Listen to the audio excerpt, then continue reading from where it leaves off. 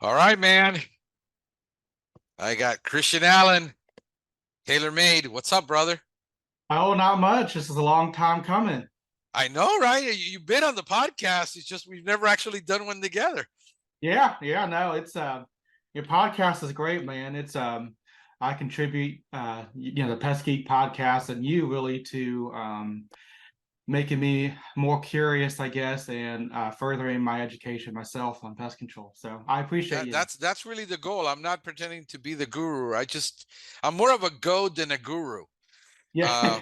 Uh, so I just tend to be, pointing people to ask more questions than they are.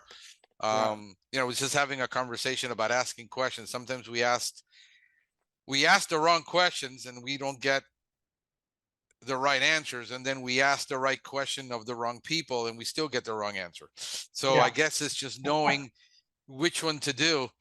But yeah, you talked to me about the other day about the issue of burnout. Yeah. And I've gone through burnout. I've gone through different types of burnout in my life. I'm 53, so I'm not, a spring chicken. So there's things that I've gone through that most 20 something and 30 something year olds haven't gone through yet, when it comes to issues of burnout. And we were discussing that, and you told me about that you were kind of feeling a little bit burned out, but you're doing a million and one things like I am. Yeah. And sometimes you're trying to do too much and you're doing too much for sometimes for the wrong reasons. And a lot of that has to do to evaluate, you know, why are we doing what we're doing?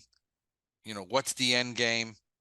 Um, believe it or not, most people don't start with the end game in mind. I mean, why are we building a business? Is it to keep it, sell it, grow it? What do we want to end at the end of this? What do we want to accomplish? And that's a major question. But tell me, what have you been experiencing? What's been going on with you? Yeah, so it's funny, that you said that most people don't start with the end in mind. I've started with the end in mind. So like Okay. I'm already where I'm at retired in my mind. That's kind of where I want to be at. And that might be some of my issues is I wanted to get there sooner than what is actually, where we actually are. But the end for me is selling at some point. Hmm. Either, kids if we ever have kids, or a friend, or I don't care who, or working or Terminix, because it's my retirement. So now that I'm on my own, I'm pretty much stopped paying into Social Security, but we all know Social Security may not be there by the time I get to retirement. It should be, but it may not be, and it's never, a very substantial enough to live Right. on. Um, and I haven't, foolishly or not planning ahead, haven't really paid into a 401. Don't really have much money for savings, and I think a lot of that probably just has to do with, I guess, my generation. We live for the now per se, so Right. and don't really live for the future. Even though it's something, I think about it. It's kind of like going on a diet and eating well. I think Hmm. about I should be eating better as I'm munching down on a greasy burger and French fries and a shake. So it's kind of the same way with finances. Is I know I should be saving a little bit more than I am, but something comes along and I spend my money. Right. Um, but I guess what I'm going through is like, I was talking to you. I was like, I don't want to say burnout because a lot of people throw that around, Yeah. and it is like a medical term or whatever. So I don't, haven't been diagnosed with burnout, haven't really seen anybody about it, but I feel tired. I'm tired, I guess, worn Hmm. out. Um, I know I'm still young, so I'm still grinding, especially with the company. We're still in the grinding Hmm. phase. But I know even like 4 or 5 years ago, there was a time when 80 hours. While 80 hours was a lot of work, um, Hmm. it it didn't seem that bad. Like I could do 80 hours, and I was tired, but not like, man, Right. what the hell am I doing type thing. Right. Uh, and so some of it I might contribute it to, 4 or 5 years ago, I was working for somebody else. So there wasn't the stress of Are we making money? Am I going to make payroll this week? How is the business going to survive? Or our schedule's not filled. I wonder if calls are going to come in, type that sort of thing. So I know there's differences in how I'm working now versus when I was working before. Like before, I was just given work, schedule my stuff, go and do the work, and then go home per se. Right. Versus now it's like it never ends. And so, yeah, I mean, that's kind of where I'm at. Like, as mentioned, I am trying to do a million things. So recently I'm now trying to find who's not hows on doing things. So we sat down with my two people and like, look, you guys gonna start doing more work. Um, and figuring out how to get all this stuff done.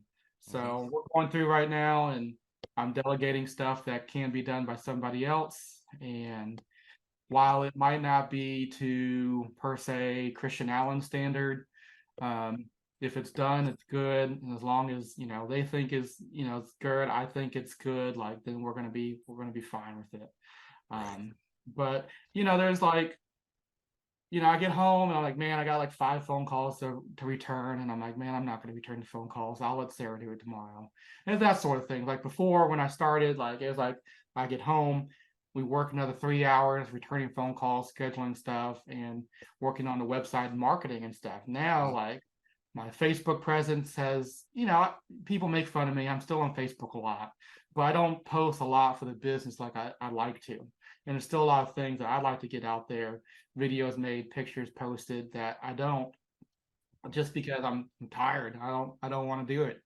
Hmm. Um, and So yeah, there's a lot of things that get neglected. I got a pile of paperwork and stuff that needs to be filed from bills and stuff that just needs to be filed for taxes, tax purposes and stuff that is just piling up on the dining room table. And um, definitely need to track inventory a little bit better than we are and organizing things. So it's just a lot of stuff that on the back end of the business that has to get done that I'm letting be neglected just because by the time I get done with everything, I'm tired and Yeah. I don't like mentally, maybe physically I can still do it, but mentally I'm like drained.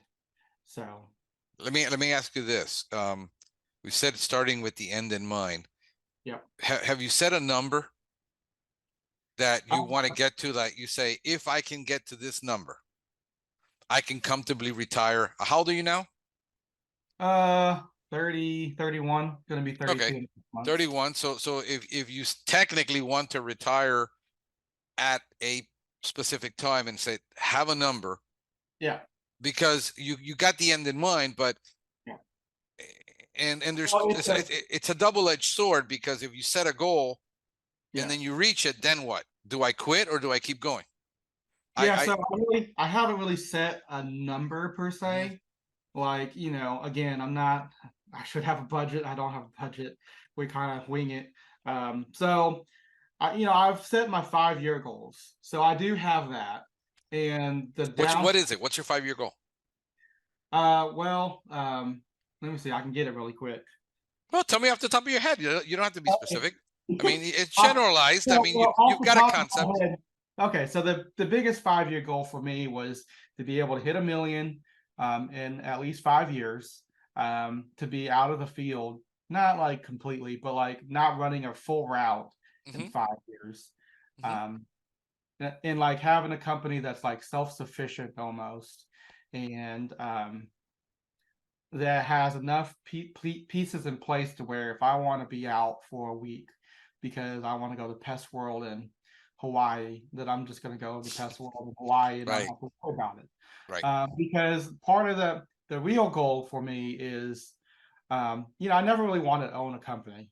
So, my best friend told me about 3 or 4 years ago that I should start my own company. That I know enough pest control wise, that I'm working my ass to death for somebody else that's not going to care about me, like I think he's going to care about me. And I was like, no, no, I'm gonna keep busting my ass for this guy, and eventually he's going to retire. And we've talked back and forth before, and I'm just going to buy him. And I'm like, I'm here growing his company, probably hurt him me because it's going to be a better valuation for him. But what I thought was, I am saving myself the startup phase that I'm not going to have to go through. I'll buy into a business that's already running with 15 plus years behind it, that I can just take over and just maintain and continue to grow, and grow a little bit more than what he was, because he really didn't want to grow. So I knew that, but I wanted to grow some to where it was kind of already pieces in place to where when I take over, I'm not 55, or I think he's 70 and still running a route, because 68 when retired, still running at least a half a route, pulling Right. 25 100,000 a year just on him. So I had no desire to do that. If people want to run till they're 68 70, more power to them. I don't have it in me to do that. I don't think I'd want to run a route. Running a business and running a route are two different things. I had to come to terms with that a long time ago. And we'll talk for obvious reasons. We haven't grown to where I want to be, because Yeah. my goal is, I want to have a retirement. I want to be able to sell this and do the next phase of my life, my career, which is Yes. what I've been building up for the last 10 years on the podcast, is a platform for myself to do something else when I do retire from this. But I already have my platform built, so I'm looking out for that. The idea that you got a person that doesn't want to grow. I mean, how did that work out? I mean, you obviously. It didn't really work out. Yeah. So that's why I left. It Yeah. became too much difference of his opinions, between what I was looking to do and what he was looking to do. Yeah. And then it ended up being one of the, because of the changes. So at first he was on board because we were making more money. I think we're probably a little bit more profitable because I was condensing things. So before, it was everybody makes their own schedule, and everybody runs their route. But it really wasn't defined on like the east part of Louisville I do, west part of Louisville somebody else does. It wasn't broken Right. up, going all over the place, crisscrossing. Um, and I to me, I didn't know how we were making money driving all over God's Yeah. green Right. creation on a pest control. So Right. I condensed it. I made it to where I was doing all the scheduling. I made the phone calls. We had the other three people running a route exclusively, and then I was running a half a route, full route in between, taking all the phone calls and doing everything. So we condensed it all. But one of his people that were there longer than me, um, didn't like it, so he started like pushing back, Of and that course. yeah, and that's when, because I was expecting him to do more. That's ended up what it came down to. Before, Charlie was okay with doing like 5 to 8 jobs a day. When I took over, I was like, man, we need to do like 10 at least in an 8 hour day. If we can condense it, there's no reason why we can't do at least 10 a day, Right. in 8 hours. Yeah. So yeah, that's Yeah. so. Long story short, I left, and like I tell people, I have nothing but respect for Charlie. And now that I've owned my business now 2 years, I probably have more respect for him, because there's a Of lot of course. there's a lot of things like I hated, like writing down the production for the day, meeting every day, little things like that. That I'm like, man, this is tedious, this is stupid. Now I'm like, well, shit, we should have done that to start with. Right. And so now I have 2 employees. We're implementing more of that stuff, and so I see why he was doing some of the things he was doing, but I was able to learn on what I still think that was shortcomings for him, that um, I changed, and we're doing a Yeah. little bit for us.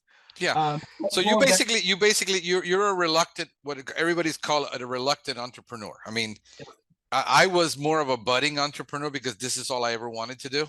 yeah, I never wanted to work for anybody since I was 14. I had my own. I was basically self-employed. I would do odd jobs for everybody. yeah, 15, 16, 17, 18. I would do that, but you're in the typical position that probably 80 to 90% of all entrepreneurs are in, is that, and you found out. The good thing about you is you found out sooner than later, because most people says start up a business, start up in their mid 30s. But a lot, believe it, are in their 40s, late 40s, and some in their 50s, because they all of a sudden they get fired and they can't make what they used to make. Nobody Well, will that hire them for that amount. I mean, that's where I was. Yeah. So, 2 years ago, before I started Tailor Made, I was so unhappy there for a lot of different reasons. And, the wife and I talked, and I knew I was going to have to take a pay cut to go anywhere. And as long as it wasn't a significant pay cut, I was going to be okay with it. But I ended up interviewing with two other pest control companies. One was a local large company, or both of them were large companies here. Well, actually, I interviewed 3 times. One was for a technician job, but they really were looking for lawn and ornamental. And all of my background's in structural pest. They did pest control, but he called it pest control light, which ended up just being like exterior pest control only. And I'm like, that's not going to be a good fit for me because I just know too much, and I'm not going to be happy just doing ants and spiders and mosquitoes. Like, there's enough there to keep people happy, but If you're a low level tech, a maintenance tech, yeah, and I'm that's all more you want to do, that's excellent. yeah, but I'm more Yeah. than a maintenance tech, and I knew that. So then there is another company that just had a technician position, and I was able to talk them up to like $18 an hour because they were going to start me up at 15. And I was like, there's no way I can start at 15. I'm like, so I told him, like, I think I was at 22 or $23 an hour Right. with my previous employer. And I'm like, look, I get that we're not going to get anywhere close to the 22 or $23 an hour, but we got to get somewhere close. There's a difference between taking a pay cut and like killing myself. Starting And at the bottom completely yeah, as a new tech. and I Yeah. know I'm going to have to come in and prove myself. I'm like, but I get that I'm going to come in and prove myself, but I have 8 years experience. At the time, I still had my branch manager's license. I'm like, I'm not just a certified tech. I also got my branch manager's license, which I get it. I don't have managerial experience per se, and I'm okay with knowing that. But I did take the extra step and I took the extra test, so I Right. have more credentials than most of the other people. And I've done termites and wildlife and all this other stuff that most people don't have. Right. So they really wanted me. They talked to me. They were trying to make it work, but $18 an hour, that wasn't going to work. Right. And then there was another company that locally that got bought out by Rollins, but they're starting out a new branch here, and they had a assistant manager position open. And I think that was only going to pay like $35,000 or $40,000 a year salary plus bonuses and stuff. But I was willing to do that because I've never seen a big company operate. So I was like, if I could come in, see the structural, like how an operation is ran, I think that could only help me. And there's potentially upward mobility working with a company that's working with Rollins, because their way, they're selling it as, yeah, you work for us, but you work for Rollins. So if something comes up in like Orkin or another Rollins subsidy, you could go and take that position and Right. further yourself in career wise. So I was interested in Right. that. They ended up hiring in-house and then was only going to offer me a technician position, which with the potential to move up once something comes open. But they wanted to start me out at $15 an hour because they needed to train me for 2 weeks. And I was like, I get it. I got to see how you guys do things. I'm like, but then they're going to do production pay and they want to start me at like 19%. And then it tops out at 22%. And I was like, look, I negotiated with them. I'm like, look, I can start out at 19%. I'm like, but in 3 months, I need to do an I want to have an evaluation because I feel like in 3 months, I can show myself that I deserve 22% because they said after 5 years, that's when you get the raise to 22%. I'm like, been in the industry for 8 years. So Right. I'm past 5 years. But the best they're going to offer me was 21%. And I almost took it. But then I was like, do I really want to go work for somebody else and be in the same place where I'm not happy? So I ended up starting. And I'll tell you about, you just mentioned like not happy like 3 times. So my burnout, and there's job burnout. Okay. There's different types. We're talking mostly about clinical stuff, which I've been through, but there is job burnout where you're just basically just unhappy. Yeah. So a lot of people are dissatisfied. They're always looking for, and it's typical with the generation, FOMO. And, if somebody offers me more money, I'm jumping ship. I get it. As a salesperson, I did the same thing. There's nothing wrong with that. It's when I got to the point to help you out and the audience is where I was so unhappy with what I was doing that I literally felt sick. Yeah. I felt like I would wake up in the morning like if I had the flu. Yeah. And I was just like mentally just checked out already. I wasn't there. And that's when I realized I would get up in the morning sometimes as I don't feel like going to work. For me, as a classified workaholic since I was like 19, people would say you're a workaholic. I mean, I work in a store. I was 19, 20 years old, and I'd be putting in 60 hours. So when I didn't want to get up anymore to go do this, there were signs that were telling me you're done. Yeah. And that's what and people need to recognize that a lot of the generation is, hey, if you got to pay the bills, you got kids, you got a mortgage, you got golden handcuffs, you got to sit there and take it, because if there's nothing better in the market, not everybody has the opportunity to be in a major market where there's options. Yeah.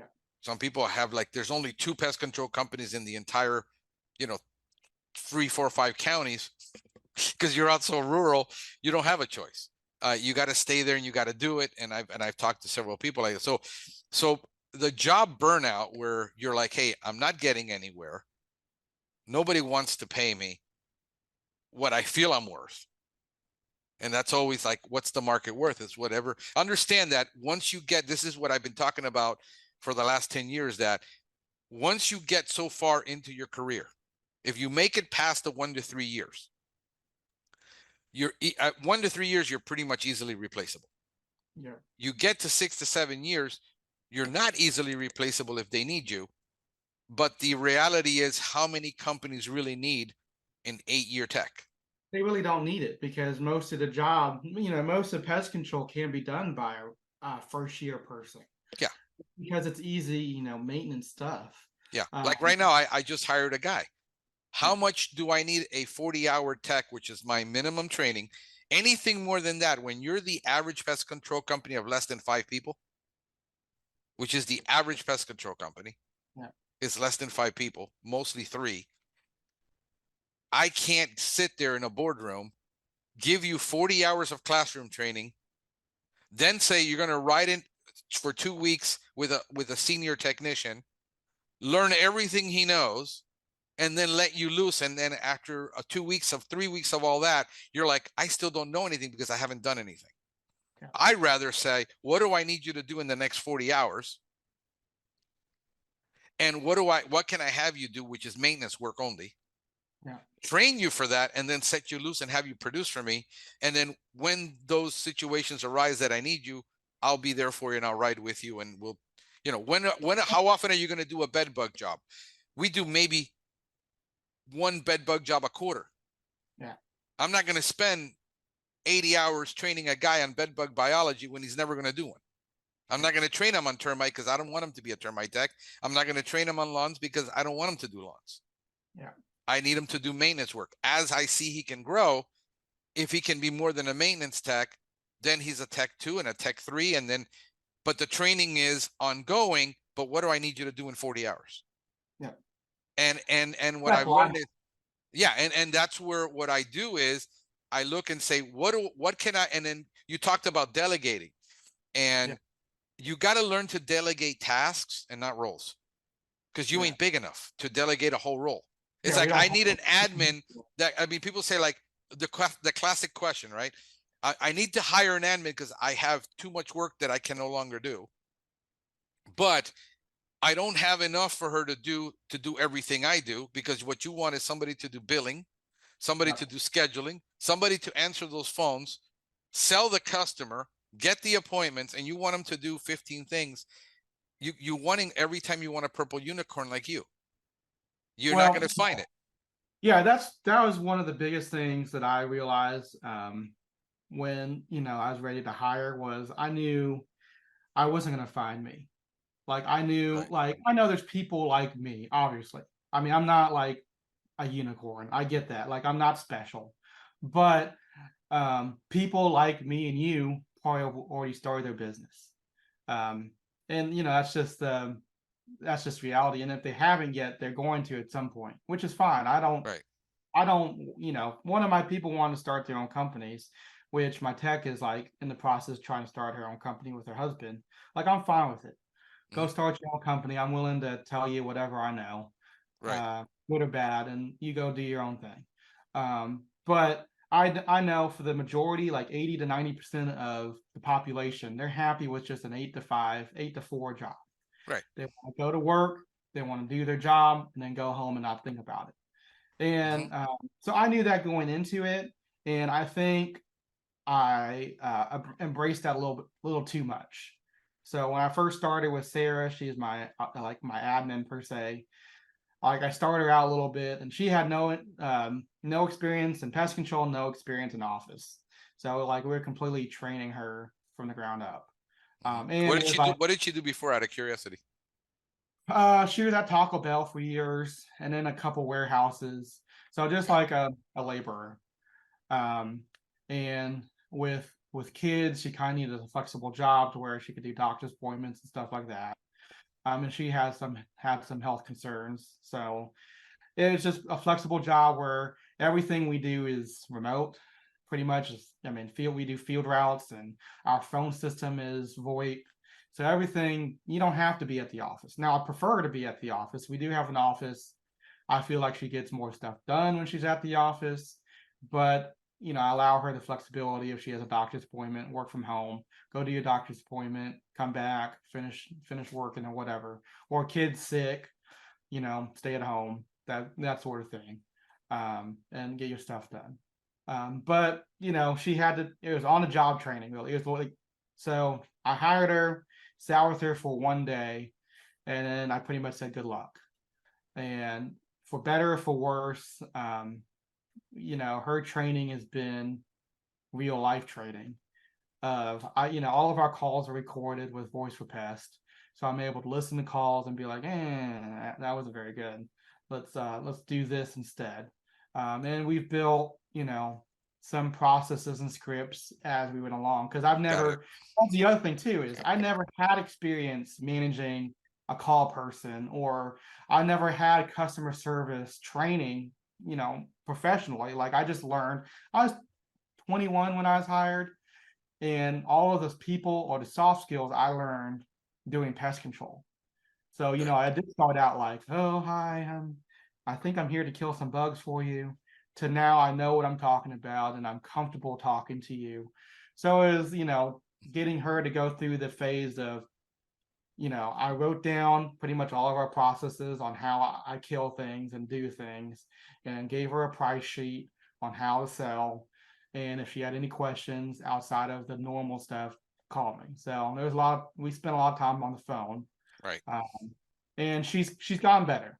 There's still a Yeah. lot of things that she forgets here and there. And over time, I've added more and more stuff on her. Now she's doing a lot. Probably not as much as she would working for a bigger company, but that's where we're adding more tasks onto her versus a job description. Like, Yeah. her job description is whatever the hell I give her. That pretty much, that's, like, you're like my office manager, but she's managing me, she's managing my tech, she's managing all the phone calls and stuff coming in. Right. So I mean, How many it's hours a week does she work for you? 40, 40. sometimes. Okay. Just depends on, summertime she's probably working like 45-ish, just Yeah. because there's a lot of stuff coming in. And the good thing is she's, so I know her, well, I kind of knew her outside of work. She's my best friend's baby mama, pretty much. Okay. So she's been, there's times where at like 9 o'clock I call her, I'm like, hey, can you talk for a minute? So then we'll go over some things. So she's been pretty flexible. So, there's been a lot of learning curves, and there's been a lot of times where I'm frustrated and we hash it out and go at it. But she's been really good. She's loyal. She's trying to do her best, and Yeah. she's available whenever kind of I need her. And so Yeah. it's kind of like, what do you quantify as valuable to you. And to me, it's like I can teach you bugs, I can teach you customer service, I can deal with the learning curves, because there's a lot of learning curves I'm learning. I Right. don't know everything. But the loyalty and the availability Right. is something I can't replace. Right. And so, Yeah. I mean, if you got a person that, you hear it all the time. If you follow the groups, you would lose your mind. oh yeah, Because everybody's like, well, you need to have, you know, protocols, and then you have, scripts, and then you have KPIs to track it. And like, understand that if you don't know what you don't know. yeah, So even if you told me I need KPIs, what am I tracking? Even yeah. if you told me I need scripts, what's going to be on that script? And that's the biggest thing with the Yeah. industry. In the groups, there's a lot of people like, oh yeah, we're here to help. So then you ask, hey, I need help building a script, because I've never built a script before. Right. And then people are like, well, you know how to build a script. It's whatever you do, whatever how you talk to a customer. Well, how do I know how I talk to a customer is right? Or is that the most like effective way of selling it? Right. Or it's like you need to be selling 70 to 80% of the sales of the call leads coming in. Yeah. Well, how does that look like? Yeah. So I know like Seth with Pest Daily, he's got a lot of he focuses a lot on the back end, the office work, sales work, which has Right. really helped. Which has really Right. helped us. I have her watching the Pest Daily stuff. I've watched the Pest Daily stuff. We've kind of molded our own into it. And Right. then I've worked with Pete Chopin, and Right. he's helped me, what do I need to track? Because people are like, you need to track stats. Well, what I never track stats. Like, what am I supposed to track? Right. But now, I tell people I do baby KPIs. So I know like Chopin before he sold, they were tracking everything. I'm Of sure they're course. still tracking everything. Yeah. By the time you get to that size, Yeah, yeah. I mean, they're the most KPI number centric company out there. So I know there's a lot of things that they're tracking up to the minute. We're not tracking up to the minute. We're like last week, previous day type stuff we're tracking. But I know what we're making per hour, per route, uh, per mile. Like I'm tracking more than what generally a smaller company tracks, just because it really helps. So at first, when Pete told me I had to track stuff, I'm like, I don't have time for this, Pete. He's like, yeah, you do. Um, and so then I reluctantly started doing it, but for the magazine, since he was writing an article about me. And then once I started doing it, I started enjoying it. Mm-hmm. And so now it's become like, oh man, what do my numbers say? And when I make a business decision, it's like, this is what I feel, but let me go and look at what the numbers actually say. And Pete's shown me Right. that what I feel isn't what the numbers say a lot Right. of times. Sometimes it is. And so as I'm growing as a company and more people are reaching out to me about, hey, I see you're starting your company. How did you do it? What are you doing to get to where you are now?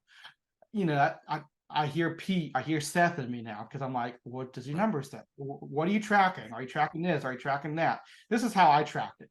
This is maybe not be the way it's supposed to be tracked, but this is how I started. Right. And this is a good starting point to get you started, so and this is why you should track these numbers. And that's what's missing. It's like when people are giving advice, it's more of, you need to track KPIs. You need to do this. Right. You need to do that. How do Yeah. you do that? Because what I think is missing, or what's not understood, or what people forget after they start their business, is like 80 to 90% of people that start the business are techs that's never been a Yeah. manager, that's Yeah. never owned a company before, Right. that run a route and think just because you were producing 150, $200,000 for another company, you can go do that for yourself easily. Yeah. But You you can. don't see the back end. You don't see the phone calls. You don't see what they did for marketing. You don't see why did you have to make $200,000 to make your measly $40,000 Right. salary. You Yeah. don't see that. You think you're making $40,000 and you're doing 200,000 in production. You're like, man, I should be making more money. Well, why do you think you should be making more money? Yeah. There's Did you see 5 people that have, what the it's a budget hundred. was? Yeah. I mean, most people don't understand. You need between 99,000 and 150,000 for every employee you want to do Mm-hmm. a task. So you need to. How much are you running right now? a year? Well, we're on track to do about 280, 300,000 this Okay. year. I So think we're at two. I think we're at 240 right now. yeah, so you've got enough really for less than 2.5 employees. Yeah, I've hired early, so that's the thing. So with the help from with Seth and Pete, they could working with them. It's been good and bad. It's been great because I've been able to have people that's been there and done that and bounce ideas off them, and they've been Right. helpful in giving me guidance and what I'm supposed to do. It's also been bad because I don't know if it's really bad, but they're like, you shouldn't have hired anybody yet. They're like you should be doing 250,000 consistently before you hire your first person. And Pete and I broke it down last week, and it's not crazy. Pete's saying you do $1,000, um, 5 day, 6 days a week, or like 1,200 in 5 days. He's like, it's not. You should be doing around 5 to 6 thousand a week. Answer all your phone calls. And how he was doing it is kind of how I was doing it at the beginning. But for me, it just gets overwhelming.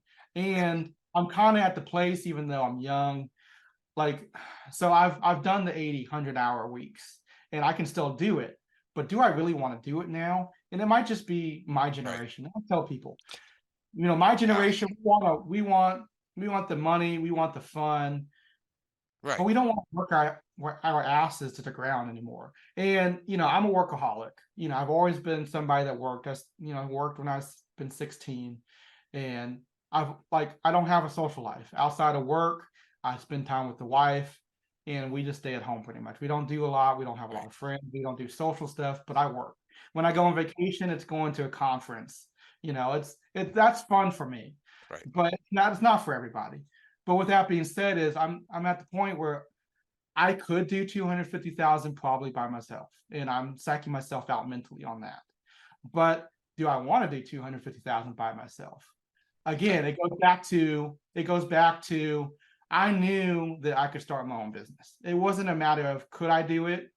It's a matter, did I want to do it? I didn't want to do it. That's why I was content working for somebody else until I felt like I was pushed out and I had no other options to go. And so again, it's kind of like when I hired Sarah. I hired Sarah last year in August, and we weren't at 100,000 yet. We finished last year 130, 131,000 last year. So I hired her completely early. But in August, I was a week or two booked out just because of all the stuff that was coming in, and we were doing wildlife. So there's a lot of big jobs I had to take care of. And I felt overwhelmed with all the phone calls that were coming in. And I was trying to take them in between jobs as they came in, but a lot of times they got pushed to at night. So I'd work in 10, 12 hours, come home, call people 8 or 9 o'clock at night, call them back. I was doing that every day. I'm like, I don't want to do that every day. So Yeah. that's why I brought in Sarah. And then Let me pause you there for a second, because you're describing is typical. What yeah, we fail to understand, or what some people in the consulting area fail to understand, is that not everybody has their DNA, yeah, and DNA matters, yeah, and grooming matters, and experience matters, and support at home matters, and everything that makes you right now matters yeah, in that equation. And you mentioned that you're overwhelmed. I mean, you're probably probably ADD. yeah, probably I am. Okay, so when we have situations like where I have ADHD, um, and we're technical people, yeah, which I was a technical person. I yeah, just happened to got into sales early on in my life, but I yeah. was a technical person. I still am. I'm kind of like, I'm stuck between these two worlds of being I'm the technical, same way. and I'm then not as and, much and a then salesperson as you are, I think. I'm more technical, but I have a limit on how technical I can be. I've learned right. because other people I've met that are more technical than me, and I'm fine. I don't need And you'll always find that. You'll always find it. somebody who's more technical than you, somebody who's less technical, somebody who's more sales ability. In other words, when we evaluate the spectrums of things, Yeah, is like how good are you at all these things? You really are not. Yeah. And what a lot of these guys are is they're either business people, Yeah. but they don't worry about the technical. Yeah. They're salespeople, but they're not really good at business. Or if Yeah. they're really good at business, they're not. I mean, in other words, Yeah. everybody's. One or the other. If you measure all of the requirements to Yeah. get somebody that has all of them is a purple unicorn. You never find it either. They just happen to play their strong card. Yeah. And That's where I'm at. Like, yeah, again, so you were asking about I can't the 5 working geniuses. I think that's the book you got yeah, the test from, and yeah, I want to take the test. I love that book. The first half of it was boring, but once Mhm. it got down to the nitty gritty, it was really interesting. I need to go back and listen to it again. But yeah, I'm definitely ADHD, ADD, yeah, whatever you want to call, whatever alphabet you want to say. I am for sure. It yeah. drives my wife. And what we need is in that environment where people fail, even people who are not ADHDers, Yeah. that don't understand is that are very logical. Yeah. What you need is to have a structure. Like, Yeah. you need to have a structure. The problem with our structures is that if we're doing tech work in the field Yeah. and we got 15 to do and we're up against the clock to be back by a certain time, every phone call is interrupts us to where we have to we can't do the technical work Yeah. and And focus do on the the client, take that phone call. And I know the people that do it and they're doing it into their 50s, and basically they're talking to the client saying, okay, but what I do to the client, if I got to take the call, I said, look, here's what I'm doing right now. In order for me to get you a quote, here's what I need from you. Yeah. Send me this information. I've got scripts on my phone. Very simple. I just text them back. It doesn't work for a lot of people because if people are like, no, people around here are never going to put up with that. People around in Miami, they don't have time to talk to you. As a matter of fact, they don't even want to talk to you. Yeah. They just want you to give them the price, give them the information. So what I do is I have a preliminary script that takes me about 6 minutes to get through. Yeah. On the phone. And then I can take that call, evaluate it, decide if they're a customer or not, and say, okay, here's what I need from you to get you the quote. Yeah. Text me that information. I'll get you the quote. It's going to be a couple of hours. I'm in the field because I've had to go in the field recently, which is another issue you're going to face. Yeah. One of those people are going to quit on you. Oh yeah. 33% of your staff, if you got 3 staff, 33% of your staff, you're going to have to take back on at any given time until you get all those filled. I already know. I Yeah. mean, like as I mentioned before, my tech, her husband's in pest control. He quit his job and he's in the process of starting his own company. Right. So, I get it. We've talked and we've had pretty frank conversations. Right. And, for me, I know I'm probably gonna have to replace her in a year. She's like, oh no, I'm not going anywhere for like 2 or 3 years. But for me, I already know I have a ticking time clock. Yeah. And so I'm already kind of looking at what do I need to do to replace her. And so, I know she's probably going to stick with me at least through wintertime. So I know it's probably not super immediate. Right. But I am prepared to have to replace her. And the other thing too is, I know there's like a push for women in the workplace, and I'm totally, behind it. Right. Both employees are women, and both of them are moms. But what I don't think people explain or tell you when you're hiring women is one, they are very good. They're detail oriented, they're organized, they keep you organized. But one of the things you have to deal with is they're moms first. And I'm always say family first. And when it comes down to husband or wife or mom or dad taking off, 99% of the time, it's probably going to be mom if she can't. Right. And I'm for that. Right. And because of that, I do, they work. I love them to death. But they probably call out more than most of your, like if you had a man working, like if I had a guy working as a tech or a guy in the office, they probably take off more than what a guy would, just because that's, Yeah. It's the Well, DNA. as much as we try to like desexualize like tasks or stuff in a family, at the end of the day, it comes down to women are like more motherly, more parental. They're going to Right. take care of the kid more, and that's fine. I want them to, so I'm not complaining that they should, but I feel like because of the people I've hired, and I've kind of done it on purpose, kind of on accident. Um, but I've had to, there's been times where Monday comes around and Carrie's out, and I'm like, okay, well, fuck, how are we going to get through this today? So we have to, I figure it out. We get through it. Sarah calls out. Well, shit, who's going to answer my phone calls? Okay, well, now we got to figure this out. And it's something that that's kind of also I think it's helping prepare me for having more employees, just because Yeah. if I can figure out how to replace somebody now when I really am counting on them to work, then I can do it when we're 10 people deep. Yeah. Well, you think, but We'll see. when you understand complexity, Yeah. um, in other words, you went from, let's say you go from 2 to 3 employees, Mm-hmm. right? So you just added 33%, Yeah. but you technically added about 400% in complexity. Yeah. Oh And so, yeah, I can definitely see that. My buddy, the poop scoop guy, yeah, he's got 10 employees. And that's the other benefit I will say. So, I bitch or complain a lot, and I get it. Um, maybe more than what people like. And it might be the generation. I don't know. I'm young, and that's what millennials do. We just bitch. But I will say I'm very blessed and fortunate, because I've been able to see my buddy, who's encouraged me to start my own company, go from nothing in an industry that nobody knows about, poop scooping, to grow it to, I think he'll be shy of 1 million this year, but next year he should do 1 million. I think he's going to be at 800, 900,000 this year with 10 employees in 7 years.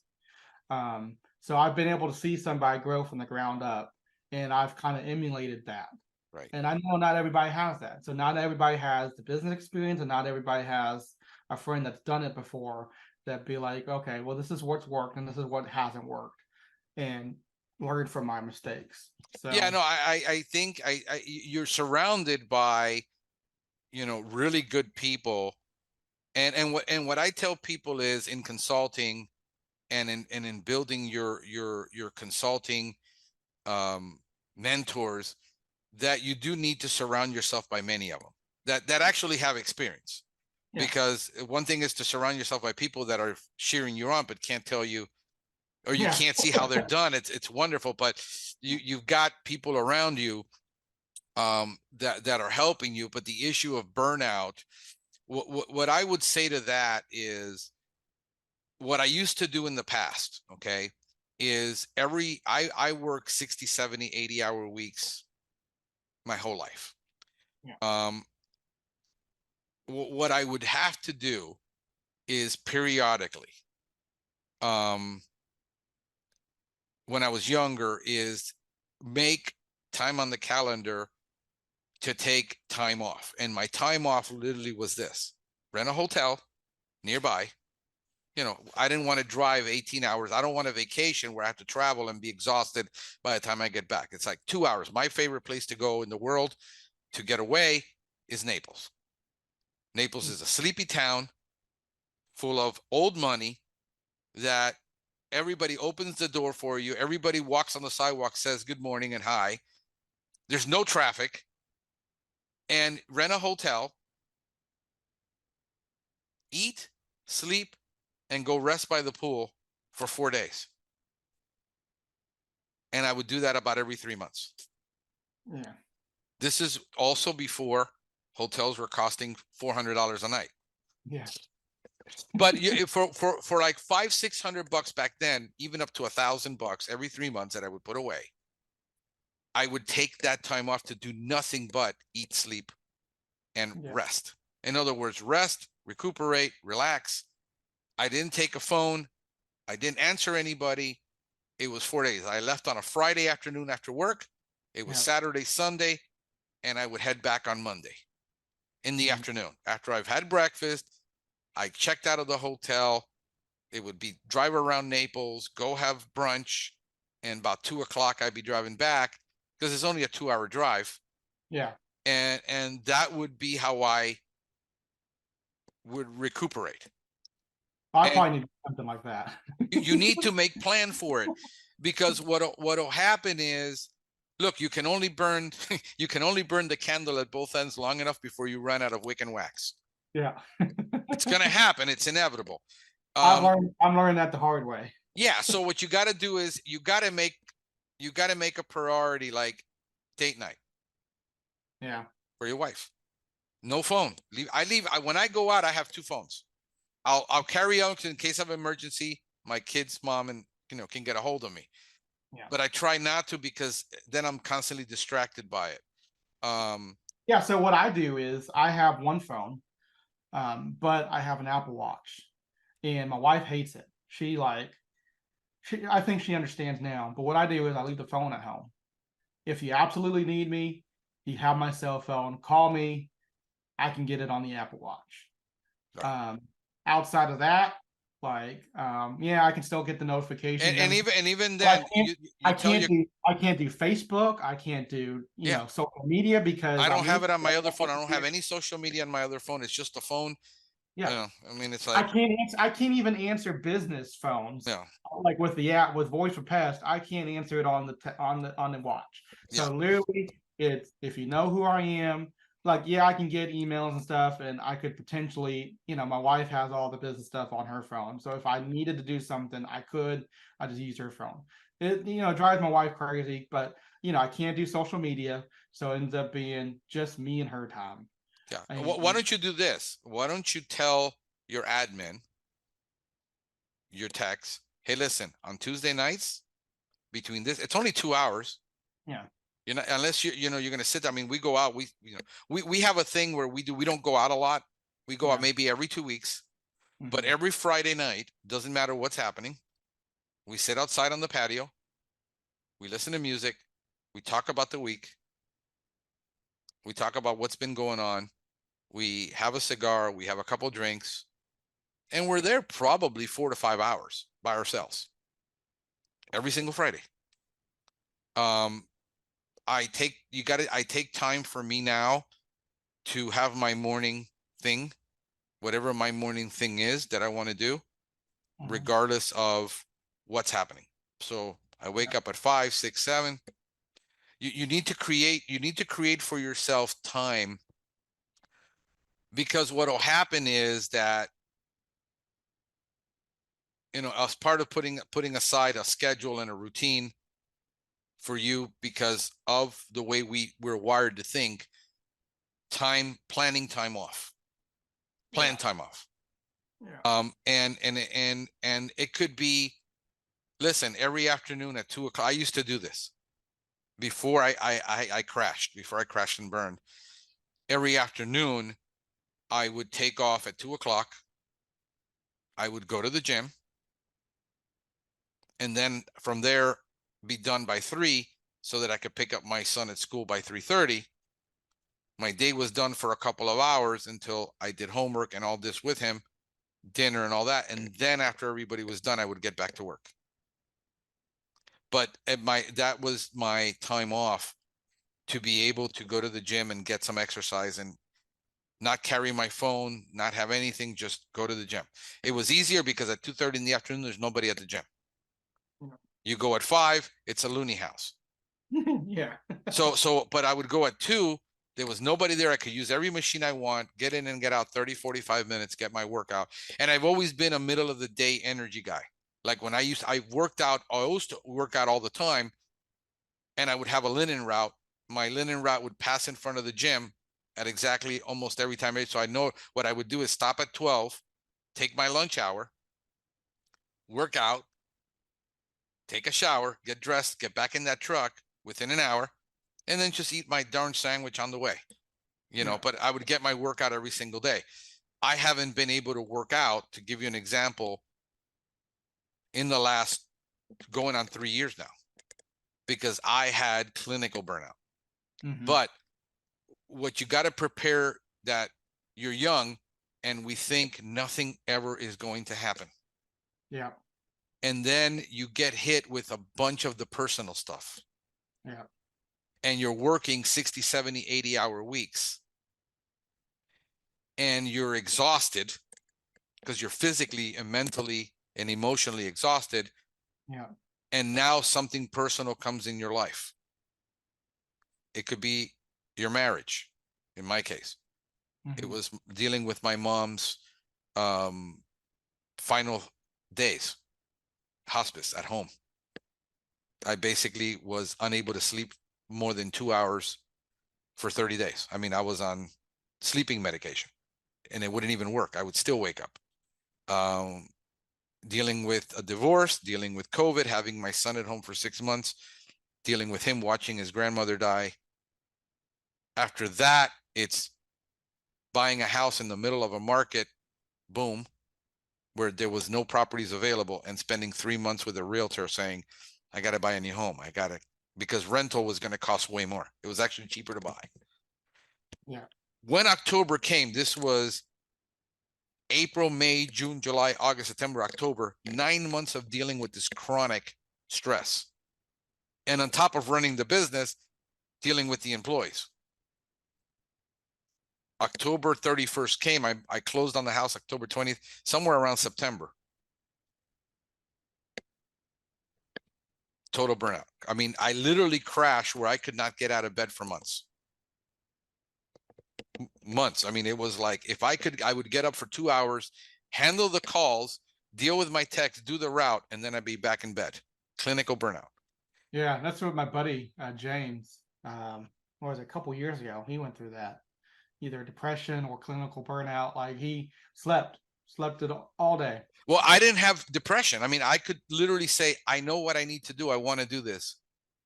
Zero energy. I went Oh, through he didn't two even want, years. he didn't care. He Oh, didn't no, care. I cared. I got up and I did my route, and I'm talking to clients, and I would rest. Like, my body was so exhausted. Yeah. It took me 2 years to recover. Yeah. To the point where it was chronic fatigue syndrome, classical chronic fatigue syndrome, where if I would work outside more than 1 hour in the heat, it would be 3 days in bed. It took forever to recover from that. So what people failed to, and what I know is from dealing with other people as we get into these issues, that all of a sudden they were working all these hours, and wife comes home one day and says, I want a divorce. After you've built, 1, 2, 3, 4 million, $12 million business, now you're faced with dealing with this.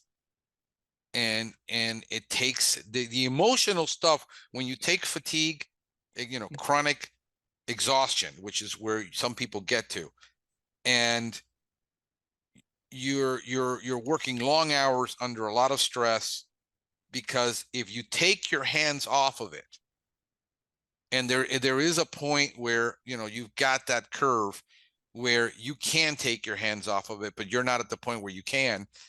Yeah. So you can't take your hands off of it. You can't take off our hands everything you're doing, because if you do, it just goes back and reverts to nothing. Yeah. And then you get hit with, I got to deal with all the emotional. The tendency for a lot of people is either they do get depressed and they just collapse, or they compartmentalize it and don't deal with it. But sooner or later, it will surface and you'll have to deal with it. Yeah. You can only block it out and not deal with it like I did, where I blocked it out for 4 years, dealing with 3 separations during that 4-year period. And then it culminated with my mom's death, the divorce, and COVID, and my son, and having to buy a house. It's like, screw it. That was too much. People are like, why didn't you grow your business over 6 years? Is the emotional problems at home, and dealing with the emotional problems.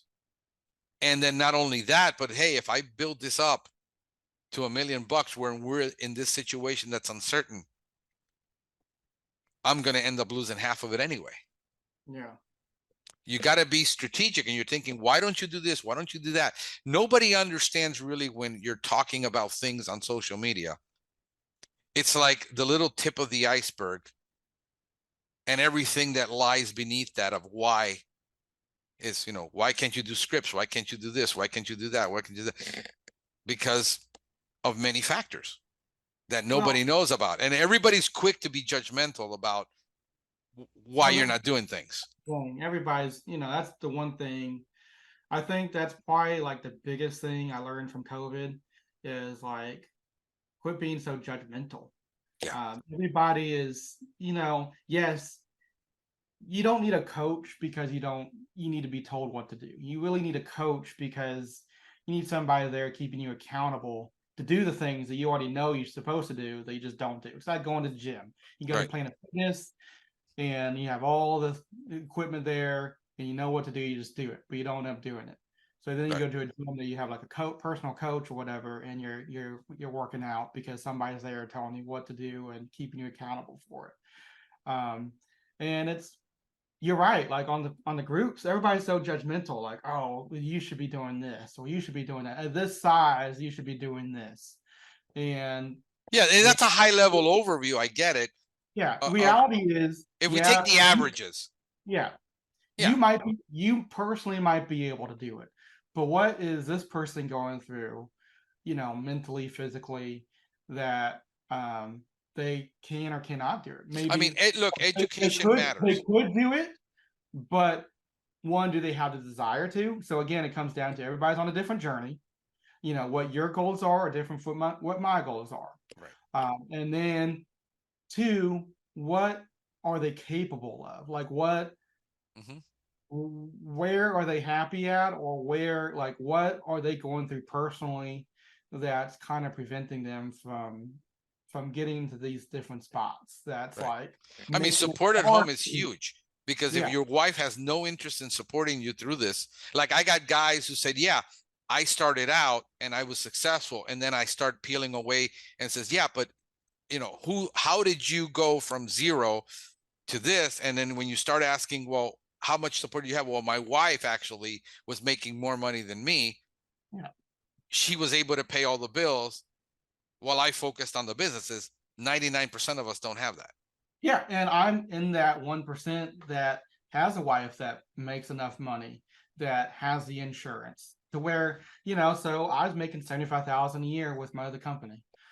Now, I think I'm scheduled to pay myself 37 this year. And people are like, oh, you should be paying yourself more. You should be you should be paying yourself more and not having to tax. Well, again, it comes back to, I don't want to do this by myself.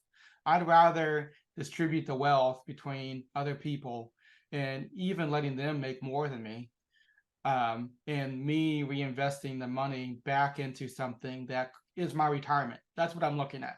Some people pay into a 401k. Yeah. I'm paying into Tailor Made Pest Control. Yeah. And I know one day I can sell this thing and hopefully make a decent return so I can live comfortably the rest of my life and enjoy the time with the wife. And if you're look, it comes down again to all the variables. You got to, when we look at statistical analysis, you got to look at all the variables. And if wife is okay, because generally, 99 out of 100 people going to start up a pest control business is going to be the guy. I don't know many women that I know that they would love to be in the pest control industry, just not in the technical part, because 99% of women I know can't stand to see a bug. Yeah. Or a rodent, or a snake, or a lizard. It's just a very strange person, women-wise. My girl sees a roach outside, and she's like, but why do you have roaches outside? I said, because I can't stop everything from flying over you, or being around you. You're in South Florida, in the middle of the country. We literally live in the middle of the country. I think I got 40 acres of land that is nothing covered with trees. And you don't want to. So is the support that you have where wife says, okay, I'll support you in this, but within a year's time, you need to be making what you used to be making. Yeah. Well, when you get, those are real conversations that really happen, where she says, I can only do this alone for so long. I want my lifestyle back. Yeah. Well, we've been fortunate. So when I started, I sat down with Contea, and I wanted to have a talk. I was like, look, if I start my own company, I'm going to be taking a significant pay cut. I'm probably going to have to work another job, and we're going to have to make a lot of cuts. I'm like, that's just where we are, because I had no money Right. saved. I had $2,000 in savings account, um, and so we knew, so we kind of game planned a little bit on how everything was going to work. She took over all the house bills, because before that I was paying all the bills. It was, this is my house per se. I bought it before we got married, but it's our house.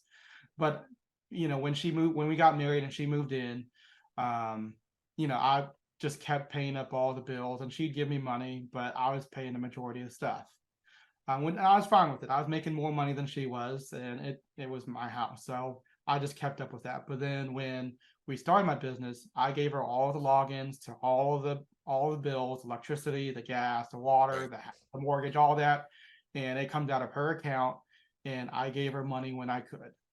But I told her, like, it's gonna be probably mainly on you for a while, and because of that, we're gonna have to cut this, and this and this. So she's like, okay, we can do that. You're unhappy. It's no point being unhappy and making a lot of money. So okay, cool. So I got another job. I worked that for 6 months before pest control took off, and I quit that job. Um, but fortunately, even though I prepared her for that, we've made some cuts, but we haven't made a lot of cuts. We still do a lot of things that we enjoy. We like to eat out. We're foodies, Mm-hmm. so we eat out a lot. We go to the movies. That's kind of our thing: movies and food. Right. And we haven't cut a lot of expenses. We've cut expenses, but I was telling her, I'm like, we've been really blessed and fortunate that we haven't had to. And while I'm paying more of the bills now, we're still not 50-50. And I'm able to do that because I'm able to make money with Tailor Made and put it right back into the company, either buying equipment, paying, a salary for tech, or whatever the case may be. I'm just putting it right back into the company. And some people like, you should just pay paying yourself, but again, I don't want to. So Yeah. it's I mean, it's a double. I mean, you so could pay I've yourself. been able to do that with the support of the wife. Yeah, And and a lot of those are people those don't. are the things, and a lot of people don't have that. Yeah. I mean, I talked to two people, I talked to two people on a daily basis that don't have that right. they have to make money. And they can't grow the company the way they want to grow, or the way I'm growing it, because they need the income from the business to survive. Yeah.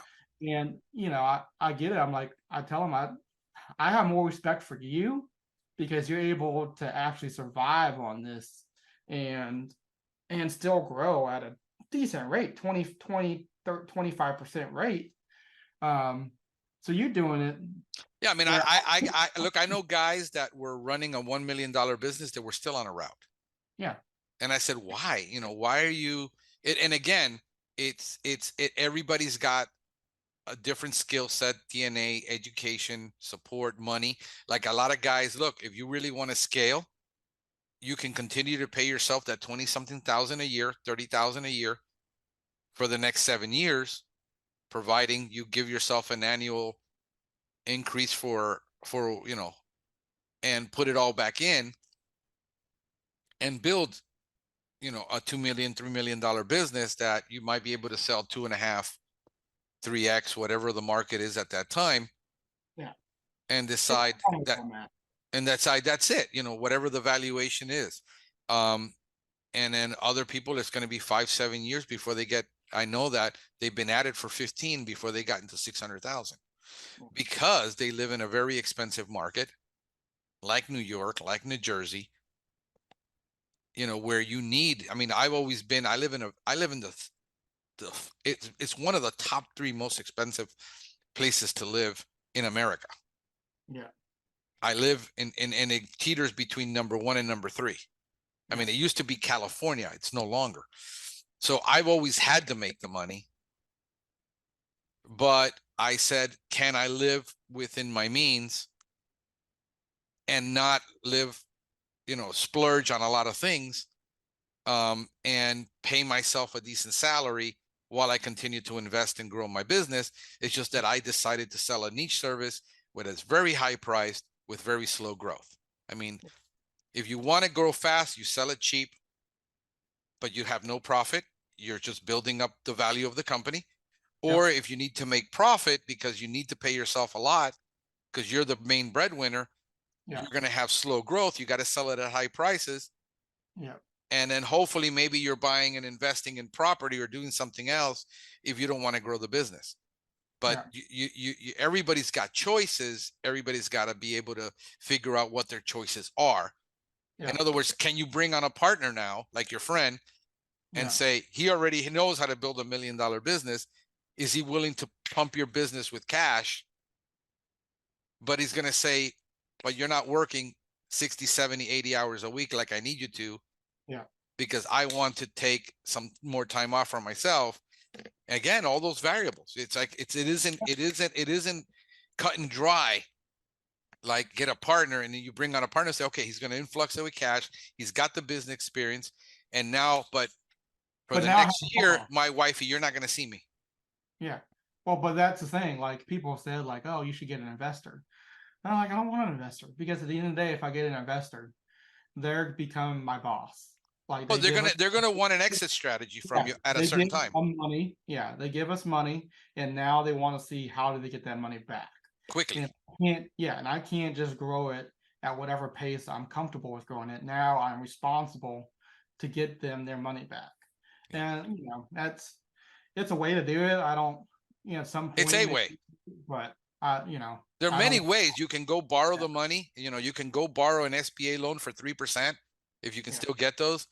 And say, okay, I got 100,000. I'm going to pump it all into marketing, and grow it. I mean, either way, it's going to cost you. Yeah, there's a cost to grow this business. Is either going to bring on partners, bring on cash. You need cash. You need a crap load of cash flow. Yeah, and most people, what I know from people going into business, they don't even understand basic business finances, where they don't even have a P&L 2 years in. They have no bookkeeping.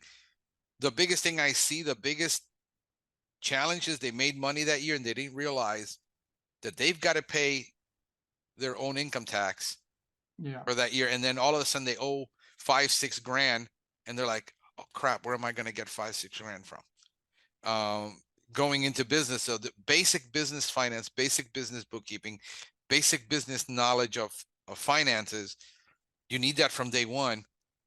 Because I see so many, bro. I got hit with a 5,000 my first year, 6,000, 7,000 tax bill, not realizing you got to pay.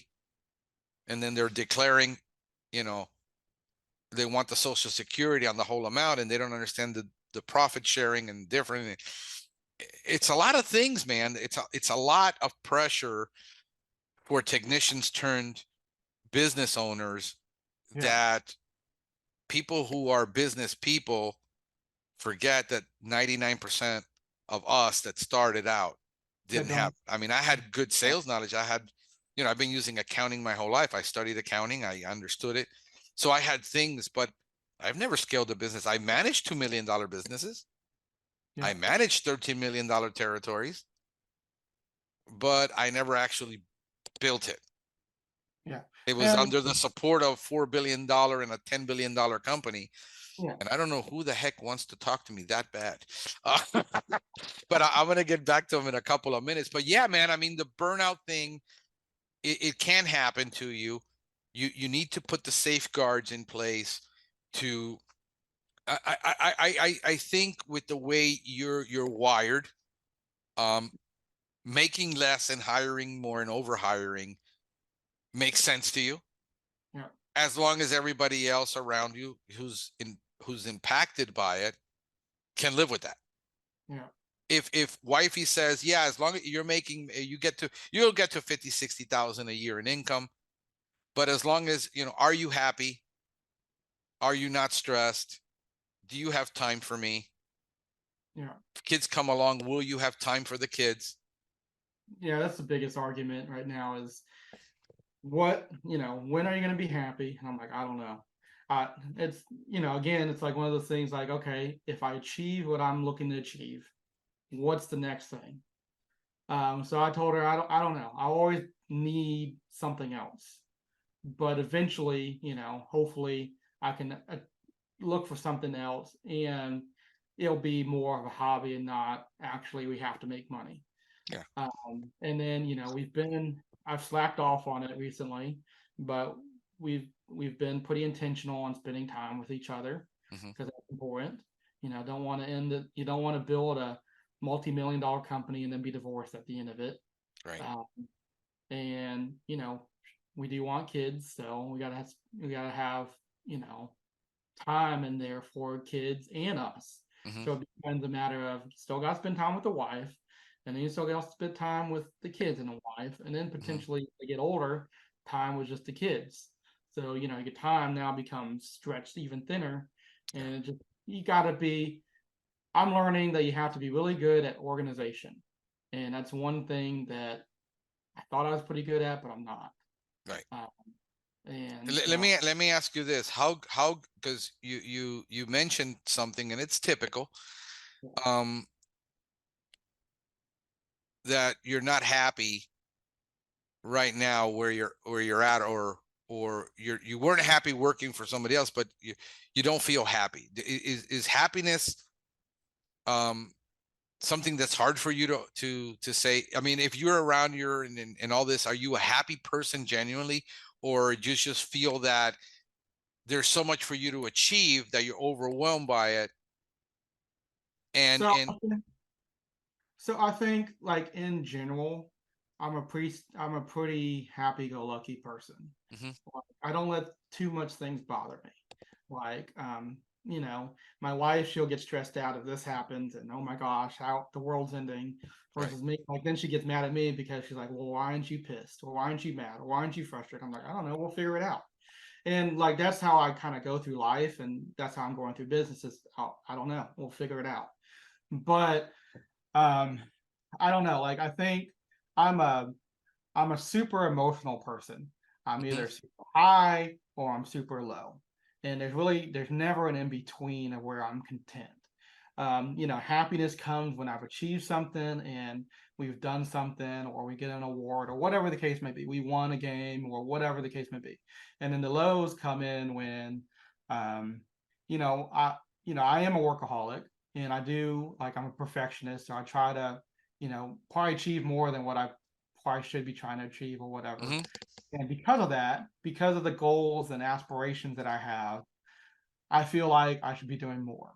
Or again, you shouldn't be doing it, but I do it consistently. I compare myself to other people because I talk to a lot of people.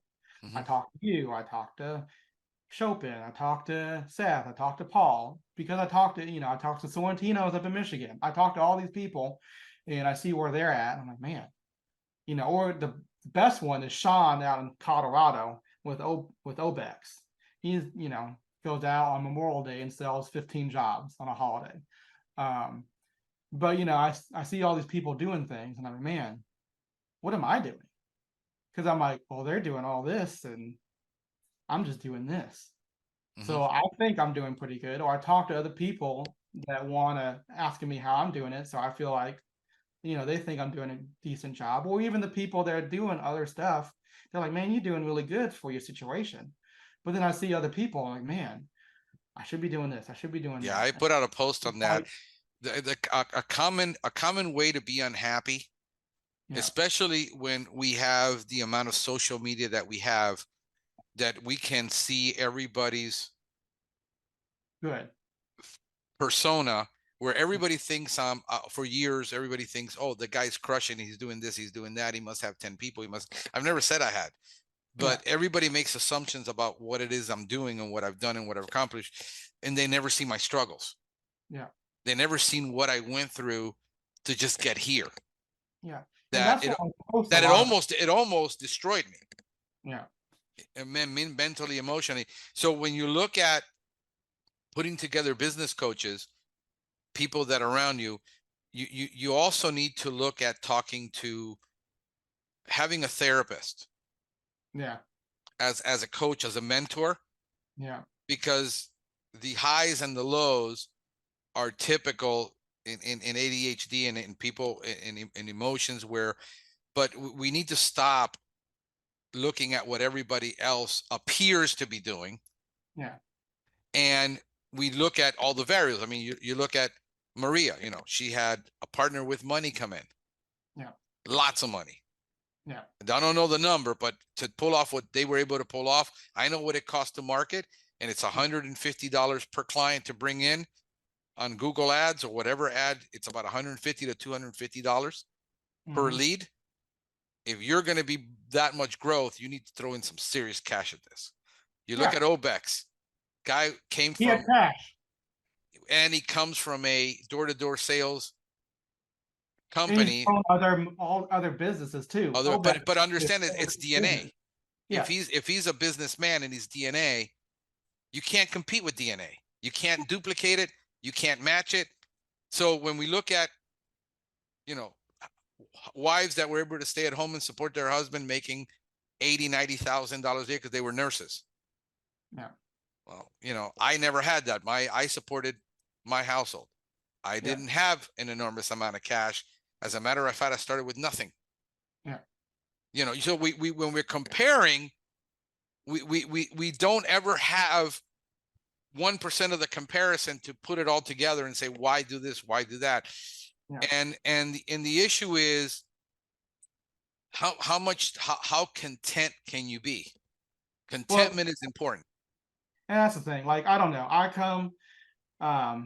come from a very a sports background. Growing up, I love sports. Everything was sports, and I wanted to coach professionally. So I coached high school football for 5 years.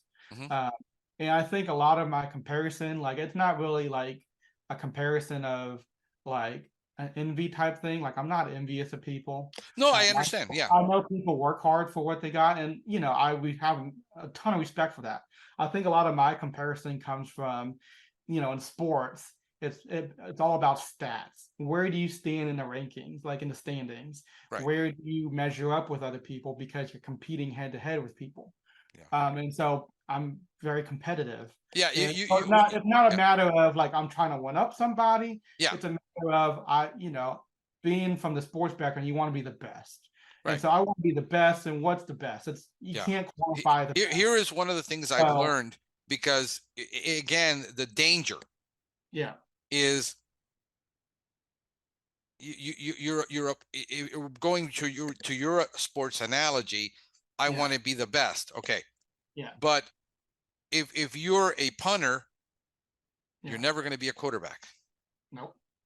So you can't compare, because you can't compare the success. So you got to say, do I have the business DNA? Am I a business person?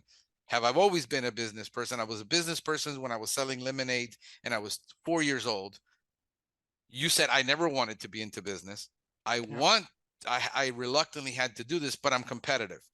I said the thing you need to compete against is your own KPIs. Yeah. In other words, if I strive every day for improvement and everything improves day over day, week after week, month after month, eventually I will have what I am designed to be, irrespectful of everybody else's achievement, because I can't have what they have. So therefore it's useless to try to compare against it. Yeah. It's a futile exercise. Yeah. So if you say, if we did 300,000 this year, because I am competitive, can we do 20% more? Yeah. Can we improve route density? Yeah. So every day, like I just spent 20 hours 2 months ago fixing route density. What I figured out is I could get one technician to do 80% of what 2 technicians could do without adding any more hours to his day. Yeah. A route efficiency went from 20 minutes tops apart to now we're somewhere around between 9 and 13 minutes. Yeah. Major improvement. So I don't measure myself against what anybody else is doing in the industry, because I know pretty much what everybody's doing. Yeah. It's, where can I improve on a daily basis? Where can I improve my mental state? Yeah. My emotional state, my experience state. In other words, how do I improve as a person? Yeah. And make myself what I need to become, irrespectively of everybody. In other words, you can't be an island. You got to know. In other words, you got to know what averages are. Yeah. So you can beat the averages. Yeah. And I think, I think we are beating the averages, Yeah. talking to other people and talking to some business coaches and stuff. Like, I think we are beating the averages. So, I mean, yeah, I say I'm unhappy. Um, but I think it's just a matter of, um, I'm I'm proud of where we are and what we've done in the last 2 years. Hmm. But it's a matter of always like what's next. It's You like, have to, okay, because you got to be well, competitive. okay, so you're here. So what's next after that? So it's not necessarily like depressed or I'm like unhappy. That's just the word I use. It's a matter Yeah. of what's next after we hit this milestone. Then we do X, and that's just the But you got to competitive. understand the importance of the psychology it plays when you're using words to yourself. I'm Yeah, unhappy. And then she hears it yeah, and she interprets that. Why are you unhappy? In other words, her interpretation of what you're saying, you're unhappy, or yeah. people around you, it's like, when are you going to be happy? When is it going to be enough? When? And I got people that I talk to who've built $12 million business, $13 million business, and they say, Frank, it's an issue a lot of times of insecurity. When I talk to them, these are It some is. very successful people, by the way, who are very insecure. And that's the other thing too. I've always been like, so a lot of my ego or being proud or whatever, I think does come from being insecure. Whether, I wasn't the most athletic growing up as a kid, even though I was in the sports arena, not the most academic. So I wasn't getting the best grades, picked on as a kid. So there's a lot of insecurities growing up that I still have as an adult. Yeah. Even insecurities of I hate the way I talk, I hate the way I look when I'm on camera or on video or in pictures. And people ask all the time, well, how do you do it? Like your stuff's amazing. I'm like, I just do it. They're like, well, I hate the way I look. I'm like, I hate the way I look.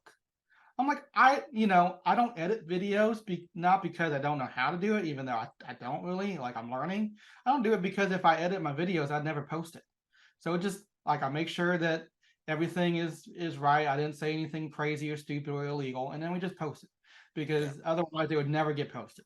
Oh, Uh, that's what I do. I mean, I don't edit so, anything. I never yeah, have. I never, like, even these shows, I never edit them. It is yeah. what it is. I don't want to waste the time Well, and that's the perfect, thing. and I I don't want to always perfect a that too. persona of myself that Yeah, isn't real, and yeah. I don't want to measure every word I say to come across as, wow, this guy's so educated. It is what it is. I'd rather people see me in my underwear. Yeah. Um, that way it doesn't create an unrealistic expectation. I said, when you meet me, keep your expectations And really low. you and you've inspired me. So like the journey, or Right. the video blogs that I'm doing. Right. A lot of times, people get on to me because I post a lot of, or I sound unhappy because I use a word, or I post a lot of things that get me down, or I post a lot of what I've done wrong or failures that's happened. That's And I fine. do that because, well, that it is fine. And I'm content with doing it because one, I'm open book. I'm going to show you the good, bad, and ugly It is, of and that's good. everything. And the other thing too is, like you said, a lot of times you listen to these podcasts are edited, they're taking out all the bad and just share the good. And Right. that's what happens a lot of time, with the PCT 100 or these companies that are like posting what they're doing or in the groups. Oh, we've done this or we've done that. Again, you haven't seen the struggles. How did you get to 5 million in 3 years? Or what did you do to grow your business? What struggles did you do? Because it Right. sounds like it's all roses and flowers. Yeah. I started calling, You had I no started, struggles yeah. growing to $5 million when that is not true. You had struggles, even if you had capital invested into you. You had struggles to grow your business. It might have been different struggles than what I'm going through, but Yeah. everybody has struggles and nobody posts about that. And Right. so when you have these new people that are techs turned business owners, they feel lonely because they see what everybody else is doing and none of the bad. Right. And so No, and the I hard might, decisions on a day-to-day basis that, yeah, give you gastritis. I mean, listen, I had a hose shoved down my throat and a hose shoved up my butt. Because for 9 months after all this stress, it affected my stomach. I got gastritis, diverticulitis, hemorrhoids. My digestive system is trashed. Yeah. That's the reality of the stress you go through. And what I hate is the sunshine, rainbows, and purple unicorns. Yeah. Everybody's painting like if you just follow my program, you too will be a pest control millionaire, end the struggles. You will have your wife happy and, and a 10-incher. I mean, to end it all, it's like, no, this is not the reality for 99%. Look, I ran the stats. I'm doing a master class for business people that are starting out that want to go from being employed to being self-employed. Yeah. And that's, that turns out to be about 70% of people that go into business. 70% of small businesses in America. 70%. This is a statistic that's true. Yeah. 70% of businesses in America are self-employed. 70%. Yeah, I believe that. The percentage that ever make it to $1 million is somewhere between 6 and 11%, depending on the industry you're in. Okay. And the ones that get over 4 employees, 80%, I think it's 80% or more, have less than 4 employees.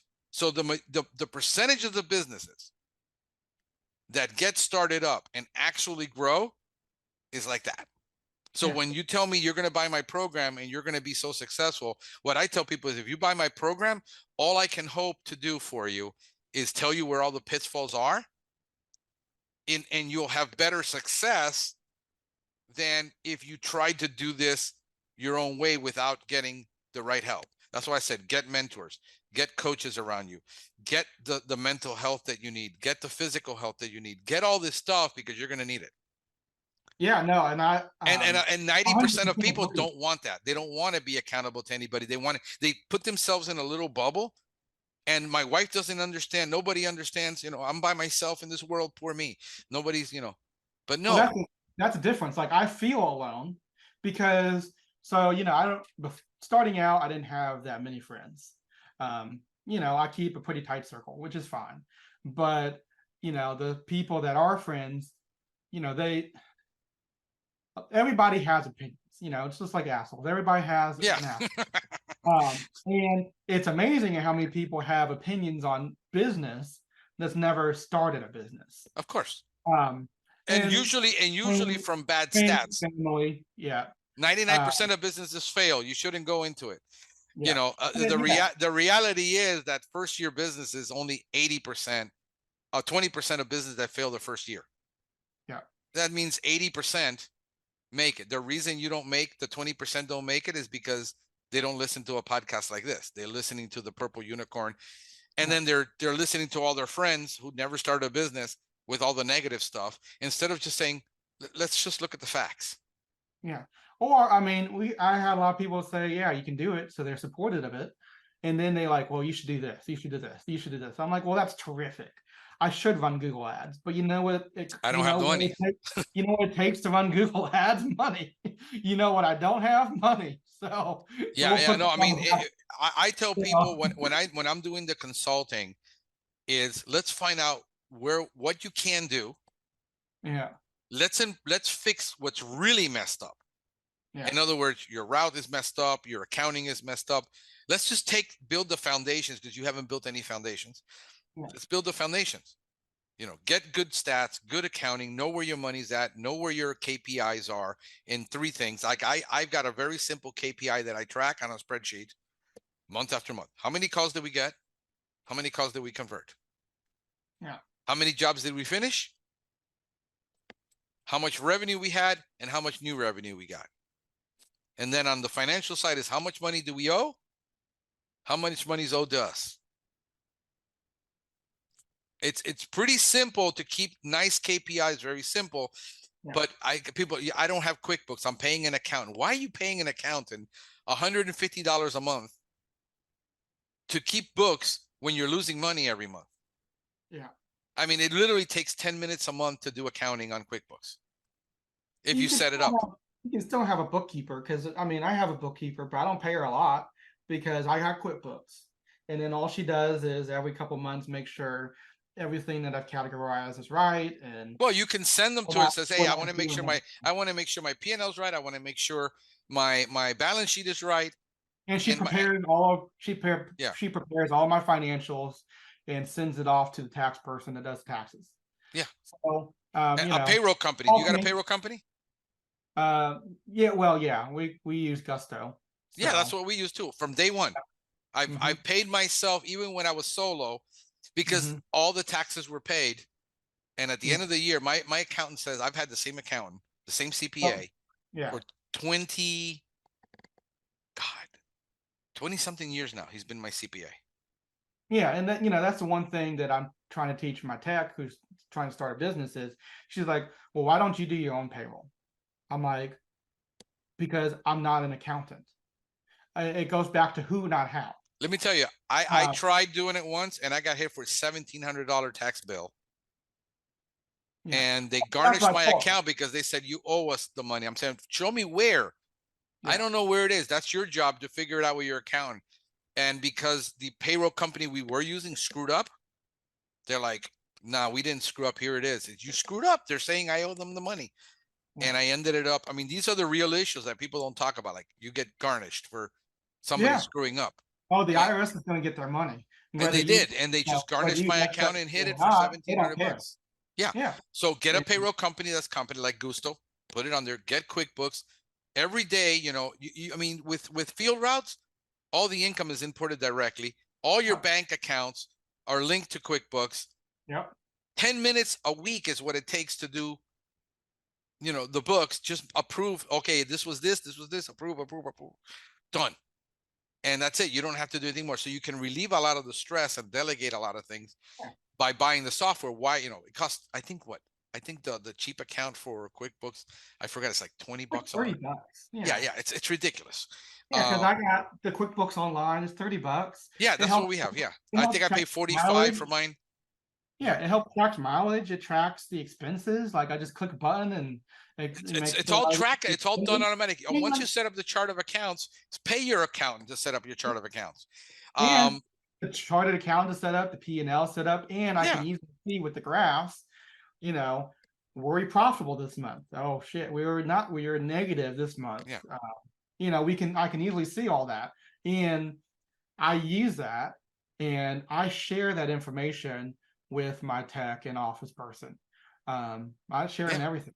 yeah, And I'm like, and people are like, oh, you shouldn't be sharing everything. I'm like, I'll share it all. I'm like, because when I say I need you to work 10 hours of overtime this month, I can show you why. I can show you like I'm anticipating this amount of work coming in. And right, for us to get this amount of work done, this is what we have to do. Or I can say, I can't afford any overtime this month. And this is why. yeah, Because we've been negative the past 2 months for the quarter and we're fine, but I need to get that money built back up so we're not completely a sinking ship. yeah. And so And like that's important to I can tell understand you it. why. Or the text like, well, we should buy this equipment. Well, why?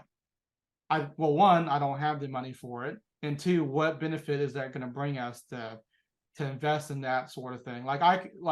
It's no longer a boss saying no to something or this is what we need to do. Right, They understand now, even if I don't explain to them this very minute, that if I give a decision for something, it is based off actual facts right. versus they don't know why. And Yeah. that's where a lot of employee discontentment comes from is not knowing why a decision would be Not made. being engaged in Yeah. the thing. And like I do with my guy, I said, listen, I'm going to send you on today, but this call came in. It's important that we handle it. It's going to take you out of your race. It's going to mess up your route. I rarely do it, but I got no choice. We got to get it done. It's too far for me to go handle it. We got to go do it. Here's why.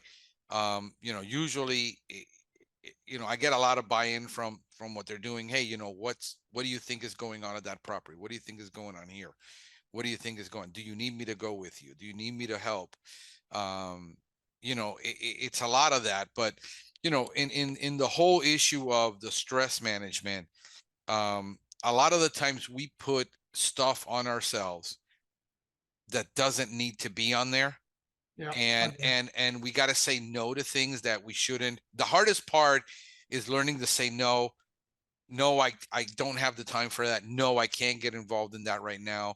No, that's not my initial, like my kids is like, we need a yes day. You're the movie, a yes day. Like Yeah. I'm no dad, but I'm the one that has to say no to a lot of things.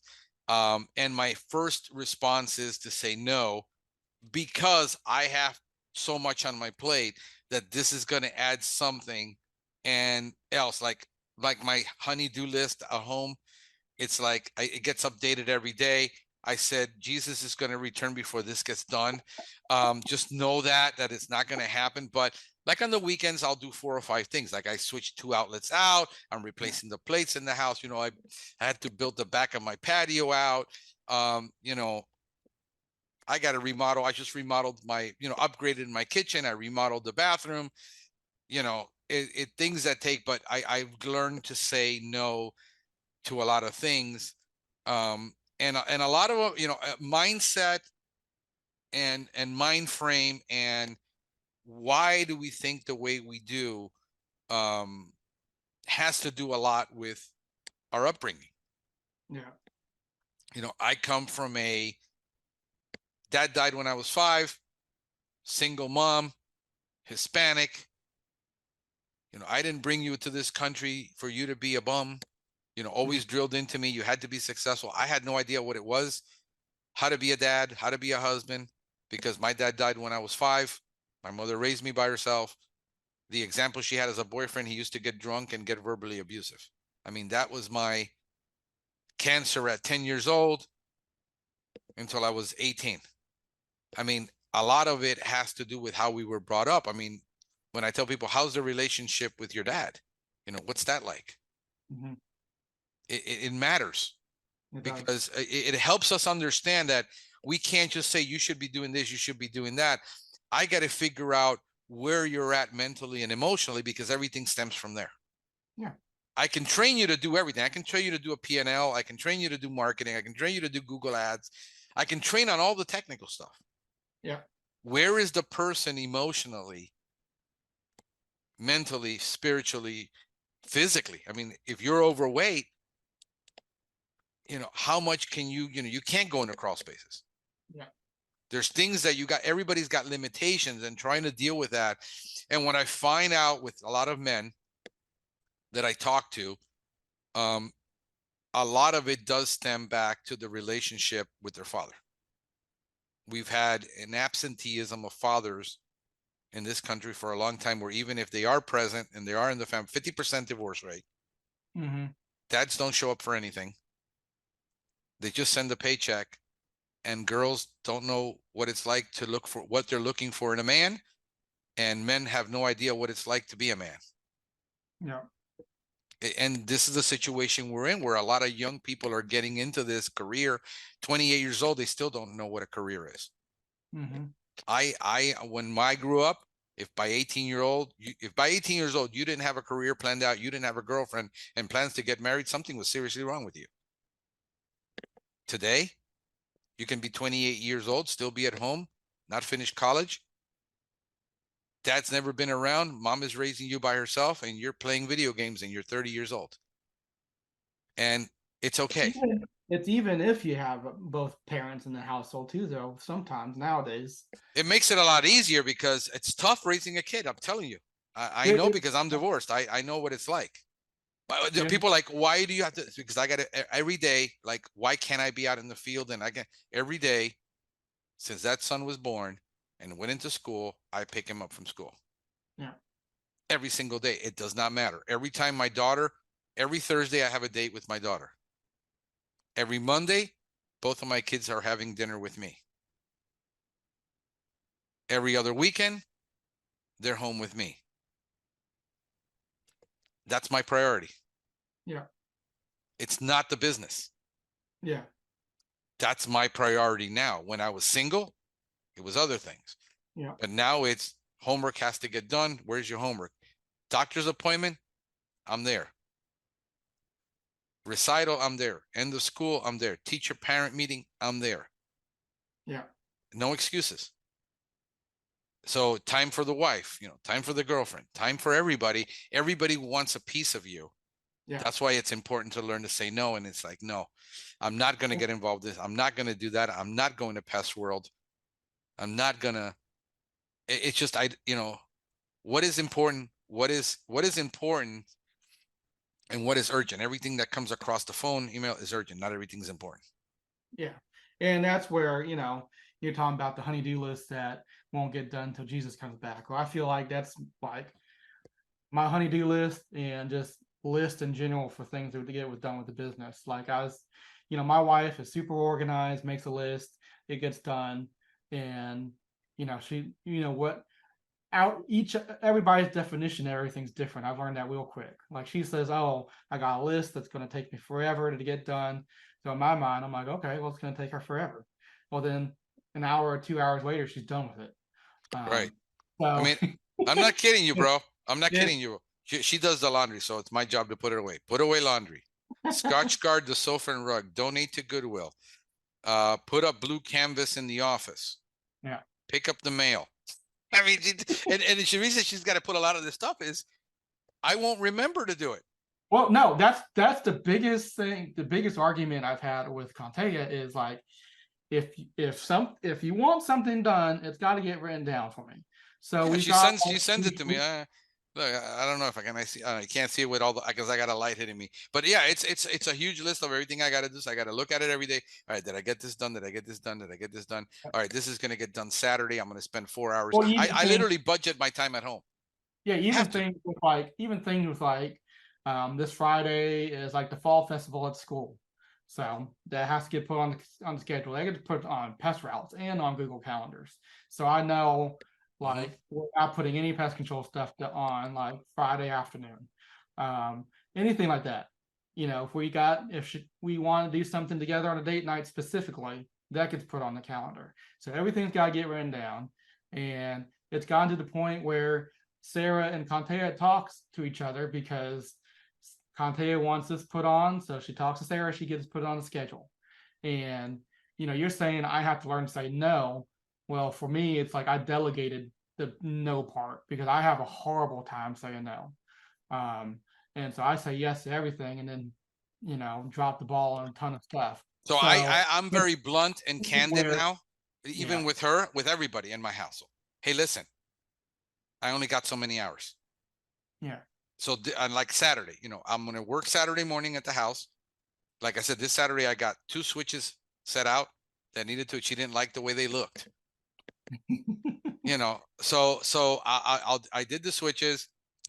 There was a stain on the couch. I got the stain out.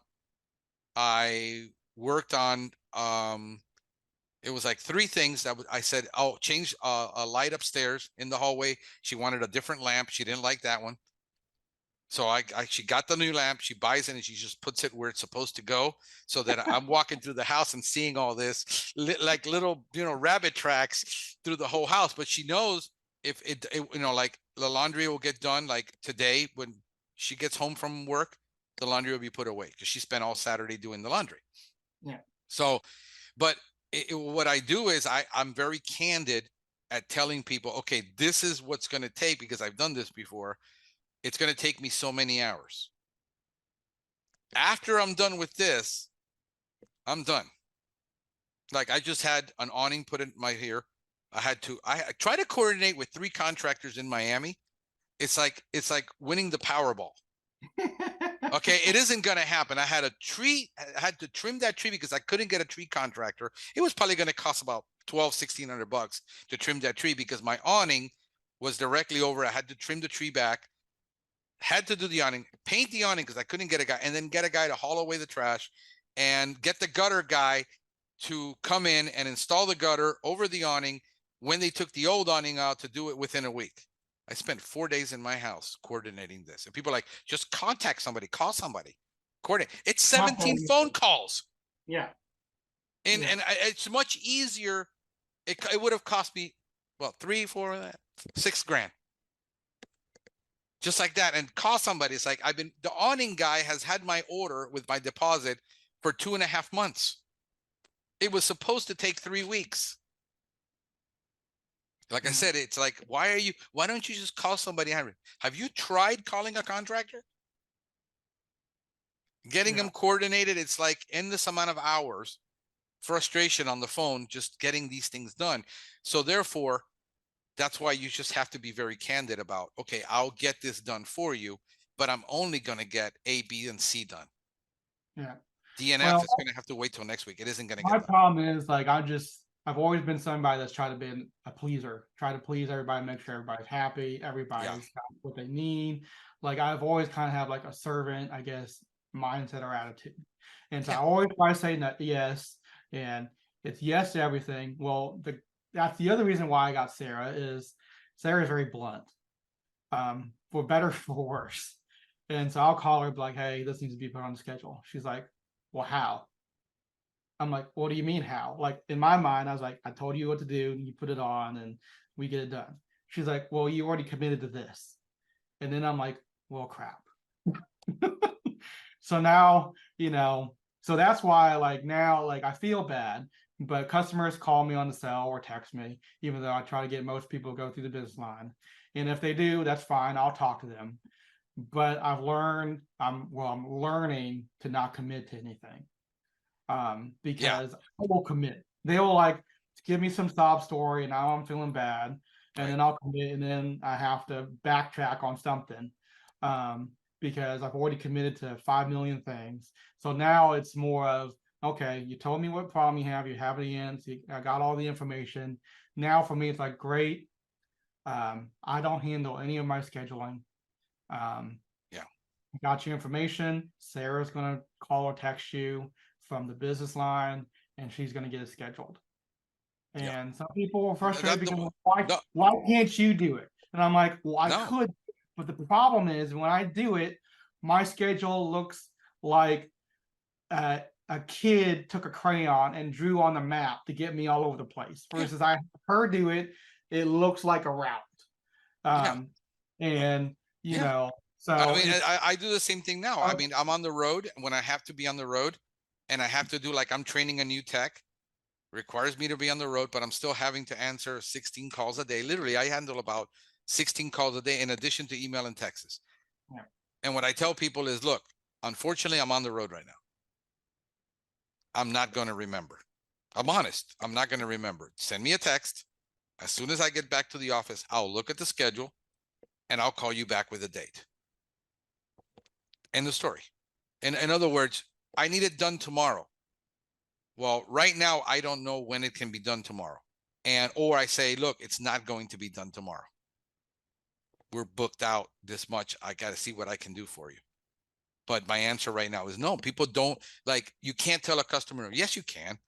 You can tell a customer no the right way. Everybody's human. I said, listen, right now we're short staffed. It's been raining for 3 days. We're backed up.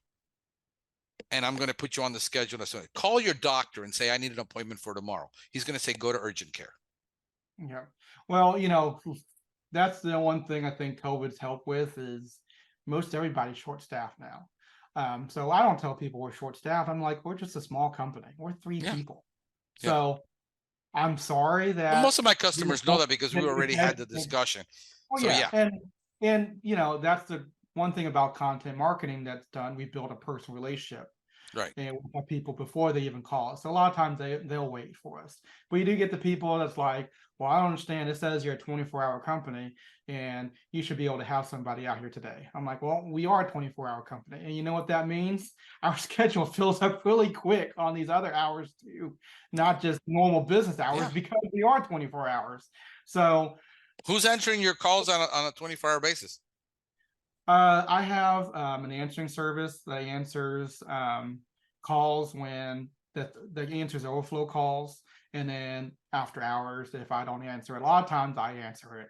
So if I'm home, I'll answer it, and then get them scheduled or whatever, or tell them we'll call them to schedule them in the morning. But if I don't answer it or they call, because we get a lot of calls at like 2 or 3 a.m., a ton of calls.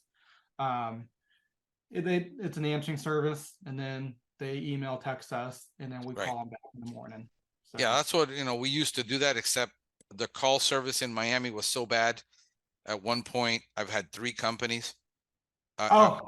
Same struggle. Yeah, I mean, everybody says delegate, find a company, do this. I said, you're going to go through 3 companies on everything you want to do, 3, 4, 5 companies before you find one. Like, you need an SEO company, And you'll go through 10 of them you're gonna before find you a pick a company. company and you're still not gonna be happy with them.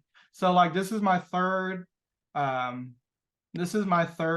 service company. The first one was okay. I thought it could be better. So I went to No, they were dropping like 40% and 60% of our calls weren't getting. I would sit on the phone literally for 6 minutes before somebody would answer that call. Yeah, I think we had the same company before together. But yeah, I was having a problem with them dropping calls, telling people we don't service something. Like this one company said that we didn't do bed bugs, roaches, and wildlife.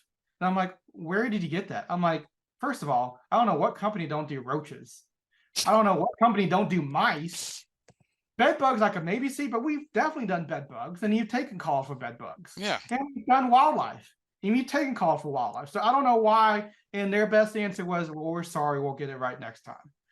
And I'm like, you just lost. That script should have been done already. Well, and it was, but they're like, oh, well, the script was having a bug in it. I'm like, I don't understand. So then I'm like, I just need, because this one company said they could sell and schedule.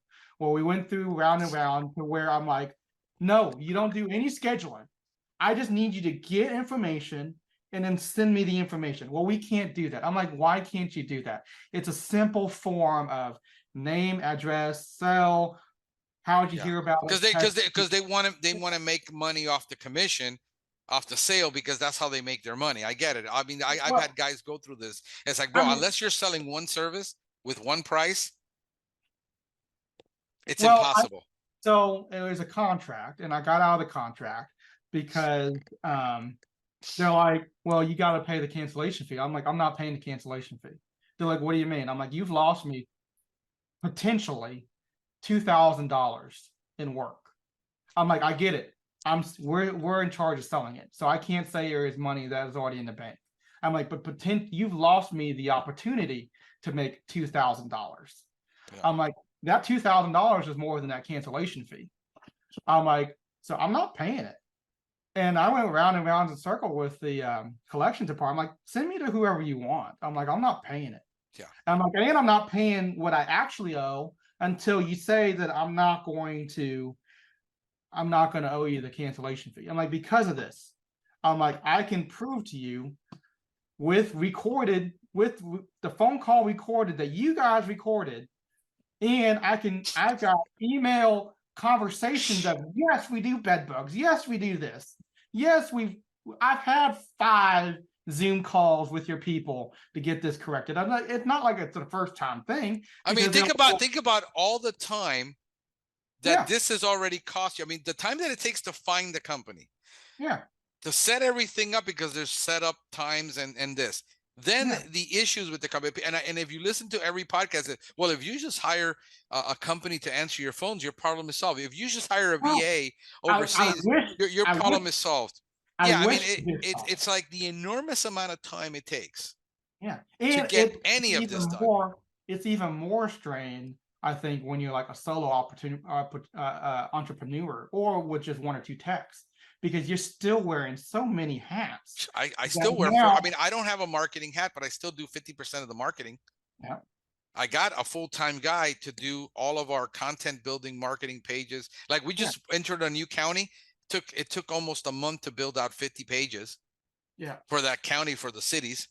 Yeah. I mean, and you know, I know the cost. Like, I just had a company I want to switch. This is it. I mean, I'm paying 5%. I'll give you an example of Burnout. I'm paying 5% to take credit cards. Yeah. Oh no, the market, you should be doing 1.8%. I said no, because Pest Routes has you locked up with WorldPay. Yeah. WorldPay puts you in tiers. Yeah.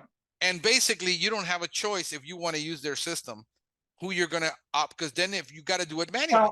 So I can save 1 point. I can go to a 3% on the market versus the 5% that I'm paying now, but I have to have a separate software, and then I have to manually match all the accounts. I said, There's no savings there. I'm going to save $600 a month. I got to hire an admin. Well, that's what I try to explain. I've had multiple credit card processors come to me and be like, "We can save you 2 to 3%." I'm like, "Well, that's terrific." I'm like, "The problem is that 2 to 3% that you're saving me is not worth my time." They're It like, "What do isn't. you mean?" They're like, "Well," I'm like, "Field Routes is not going to integrate with you because they have their own Yeah. their own credit card processor, which makes sense." I'm like, "So for if I go to you, I'm gonna lose 3/4 of the usage of the customer Yeah. portal because they can't pay online anymore. I'm going to have to manually run credit cards for auto pay that I don't do. I wake up and I got money that's going to be deposited in 2 days. I'm like, when we Yeah. take a card, I can no longer do it in the one app. I have to go to another app to take your credit card processor, and then I'm gonna have to pay somebody to manually enter in Yeah. that we took money in for this customer. There's no So savings. an invoice. I have to hire a After position to have the savings. after I pay somebody to make sure everything is recorded properly, the time wasted with the tech and me for how we get the money that we collected, what I'm paying annually, like I ran the numbers on 131,000 last year. I think I paid like 30,000 in credit card fees. Yeah. And I'm like, that $30,000 that I paid was worth every penny of it because I didn't have to worry about if I was going to get that money or not. I got Yeah. the I mean, money. the argument from the salesperson is, well, we have software that you can, yeah, but then I have to still match it.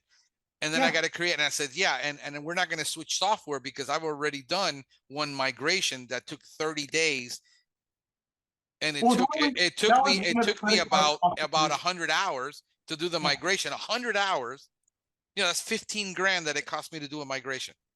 Yeah, that's what one of the credit card guys was like, "Oh, well, you could switch to Gorilla Desk because they would let us integrate with them." I'm like, "Well, that's terrific." I'm like, "The only problem is now I'm gonna have to data entry. Even if Gorilla Desk did it, there's still going to be mistakes because I've been through a merge before." I'm Yeah, like, migration. there's always mistakes. On top of that, I have to pay a cancellation fee with Field Routes, and then And that's now I'm peanuts gonna have, anyway. well, yeah, that's anyways. But then now I'm gonna have to spend hours training Sarah and Carrie on a new platform that I've spent hours on already on training them on Field Routes. Yeah, it's a Time, $30,000 investment, I don't easy. have the time to do that. Yeah, the lost revenue opportunity. Yeah, Yeah. it's just, well, but we can easily migrate. Yeah, but I got to create contracts. I got five, Yeah. 600, and I got a database of like I think 2,500 clients. Yeah. I mean, getting all that and getting all that set up again, I only have 250. I'm not like, and that's nothing, but that's still a lot of time that I have to do to yeah. I make mean, this work. Not worth my time. the easy button that everybody paints, if you Yeah. just buy my program, listen to my podcast, if you Yeah. just hire a person, I said hiring a person and hiring a company is no different because you're going to have to go through 4 companies, like SEO companies. The last one cost me 10,000, just 10,000 in fees, but what it cost me in revenue was over $30,000 Yeah. in a month's time. Yeah. I mean, and it's like I'd rather build an in-house agency and learn to do it myself because I am doing SEO, because I am doing content marketing, because I am doing other things that 90% of people aren't doing because they're focused on Google ads. LSA ads. Have you done local service ads for Google in your area? Nope. Miami, $125 per call. Easy. 150 per call. In some markets, 250. I've been told it's like 50-ish dollars. It depends on your market. It means you've got very little competition. But now, I mean, fees are outrageous. Like real qualified leads, $60 to $80 for a real qualified lead. Well, that was so I just hired it used to be Lobster Marketing to help me with my website because it's the who and I how. But I went round and round in circles with them because they were trying to sell me on their marketing package, their SEO package. And I'm like, I don't need it. They're like, what do you mean you don't need it? Like, it's not the SEO package. There's the Google, there's the advertising package or whatever. Yeah. I'm like, I'm like, at this point, I'm not at the place to spend that type of money to do it. But they're like, why? They're like, you saying you want to grow. I'm like, I don't have a lead generating problem. I'm like, I'm generating enough leads as it. They're like, well, how many leads are you generating? I'm like, I can prove to you that It doesn't through, matter. It's enough. I'm like, I can prove to you through the summertime, we were averaging 8 to 10 phone new leads a day. They're like, oh wow, that's a lot for a small company. I'm like, yes, I don't like I am generating enough leads. The problem is we need to get to it. And for me to get to it, I need to quit focusing on the website. So I need you guys to help build me the website that I've been trying to Right. finish with all the local pages that we're supposed to build out, and everything's functional and you can buy online. That's my biggest thing because I'm a millennial. When I look for a home service company, I look for somebody that I can pretty much figure out the price online and book online. Yeah. I don't want to talk to you. If I can text you, fine. If I can fill out a Exactly. form and schedule an appointment, that's what I'm doing. I don't care if I'm paying more money to come book with you because it's the convenience factor. Yeah, it is. At Convenience is this, going to trump everything. Speed and and at this, convenience is going to yeah, trump it and at this for the point, same reasons that we're talking yeah, about. I don't have the time to fix everything in my house. I can't get a and contractor. nobody in the pest control industry is willing to let people book online, Yeah. especially in our market. I don't Yeah, know we about. we we Oh, tried it 2 different times. We did it with lobster. yeah. Um it just wasn't the conversion rate is really low. I think it was lower than I thought it would be on that principle. Yeah. Um it, Yeah, I it, know it's going to be a pretty low conversion rate because now you become a price company, and um, I'm not necessarily. We're not the highest. We're up there on price, but we're definitely not the lowest. So I know when you're comparing just on pricing, like we go back and forth on if we're going to. yeah, right now we're at that point where we can be about 95% of market pricing, where Yeah, we're competing for price. yeah. Because we got to scale, and the only way you can scale is on price. You can't scale on high price. Well, yeah. So I've lowered my prices a lot since I Yeah, first started, just to compete with pricing a little. yeah. We just did a number. I just ran the numbers. Mm-hmm. Let me see here. I'll show you what I did. I'm not gonna show the numbers on the screen, but I'll tell you what I did, because I had one of my people call 60. Um, where's my GHP analysis? I got an analysis sheet that's like 37 sheets deep, on analysis on everything. Mm-hmm. And let me get it out of my way. I'll show you what I did. So what we did is we took competitive pricing. I called 60 companies. Out Mm-hmm. of the 60 companies, we got 20 comp pricing. We did 2 different comp pricings. All right. So the average price in the market right now, initial service, $146. Okay. So we had 2 outliers. The 2 companies, one initial service was 70, 75, and 100, and 109. Then the rest were 125 to 150, 160, and then we had one outlier at $250 on the high end. We averaged it out at 146. If you take the median price, is 150. Yeah. So what we said is, can I do 149 and still be okay, because we're a super premium brand that we're trying to, $2-3 isn't going to make a difference, but we used to be at 350. Yeah. And then the average price in the market on a monthly service, the average price was about 73 and 75 on the median, $69 on the bi-monthly, and $65 on the median price. Yeah. See, that's even lower than where we're at. And that's I'm that's where the and I market's know at. well the market that's where our market's at too. Mm-hmm. But we're still on the higher end. So like we are bi-monthly Yeah. for But just I've got for 13 just companies yeah. within 13 miles of me. Yeah. I mean, so right now, so if I wanted to be super aggressive on the Mm-hmm. initial service, Mm-hmm. if I wanted to grow and I can finance the growth, because Yeah. you got to figure out where the ROI is going to be, Yeah. how far down the line. If I went and I said I can go $49 initial and 49 bucks a month, which will give me a higher price than the 65 average over time. I'll make more money over time than they are, but I'll have to finance it for 6-7 months. Yeah. Half the contract would have to be financed and for the next, and for me to make money. But and I understand that once I go that route, I'm going to probably experience a 30% cancellation rate. As soon as the problem's solved, they're going to want to cancel. That's the reality. You got to stomach it. And why a lot of people can't do it is because they can't. So I can still do 138 initial, be 95% of pricing of market, and take everybody on and still finance it that way. So either way, it's either fast growth, slow growth, and what's in between. Everything else is in between. And that's kind of where we are. We're trying to find the in between. So I'm about to change my prices.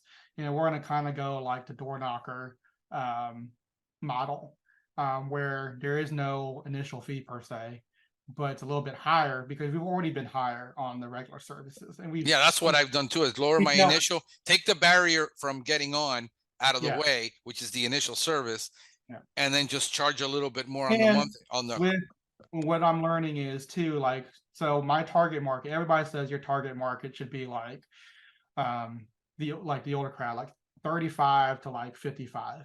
For me, my target market is like 25 to 35, maybe 40. The younger people, the younger couples with a couple kids.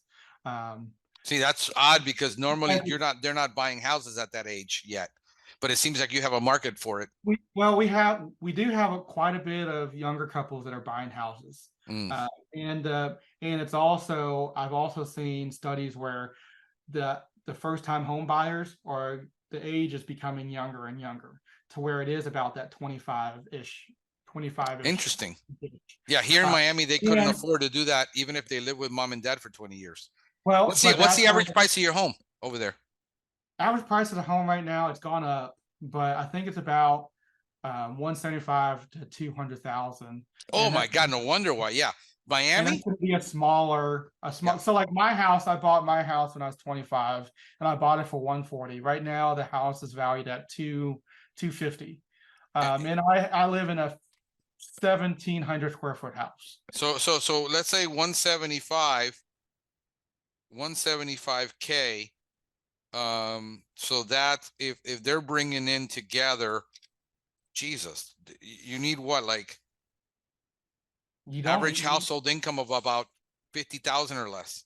Yeah, and that's about where we're targeting like the middle class young couple that don't want to really take care of their pets because they have other stuff that they're time over money. And so that's kind of where we are. So again, it comes down to convenience. We text.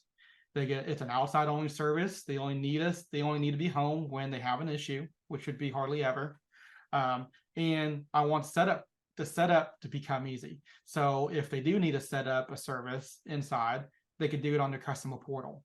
And so that's where we're trying to do it at, to where we can set guidelines with these timeframes are only available if it's within 5 miles of a previous service, or that sort of thing. So we're not driving all over God's green creation. Right.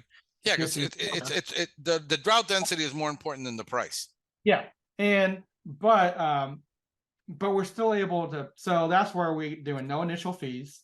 It's kind of a little deceptive.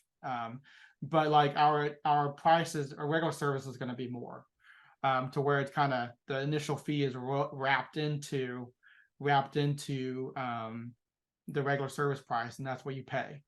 And from my own experience, and then talking to other people, it's easier to budget if they know what is it going to be every month. So every month, yeah, that's what we've done. Yeah, today and then in the future. Versus it's hard to come up with $300 for initial. Because that's what the push. A lot of people that say it's too expensive aren't pushing back at the $100 regular service, like, or $50 a month that they got to pay. Not pushing back on that. Yeah. They're pushing back on, that $200 we need to come up with today is a little bit much. And so, but we're going to see if they can do like a $75 or $100 a month, like it's consistent. you don't have to come up with $200. It's just $100 we need today, and then that's what you need to come up with every year or every month. So we'll see if that's something that's going to be. You try it, Yeah, because you don't know until you try it. yeah, we're going to try it and see if it works. And because I have so the problem that I'm trying to solve is I want to be able to, and a lot of people ask to finance. And so I've learned is people willing to finance if they pay a little bit more monthly, they can't pay Of that course. and up front.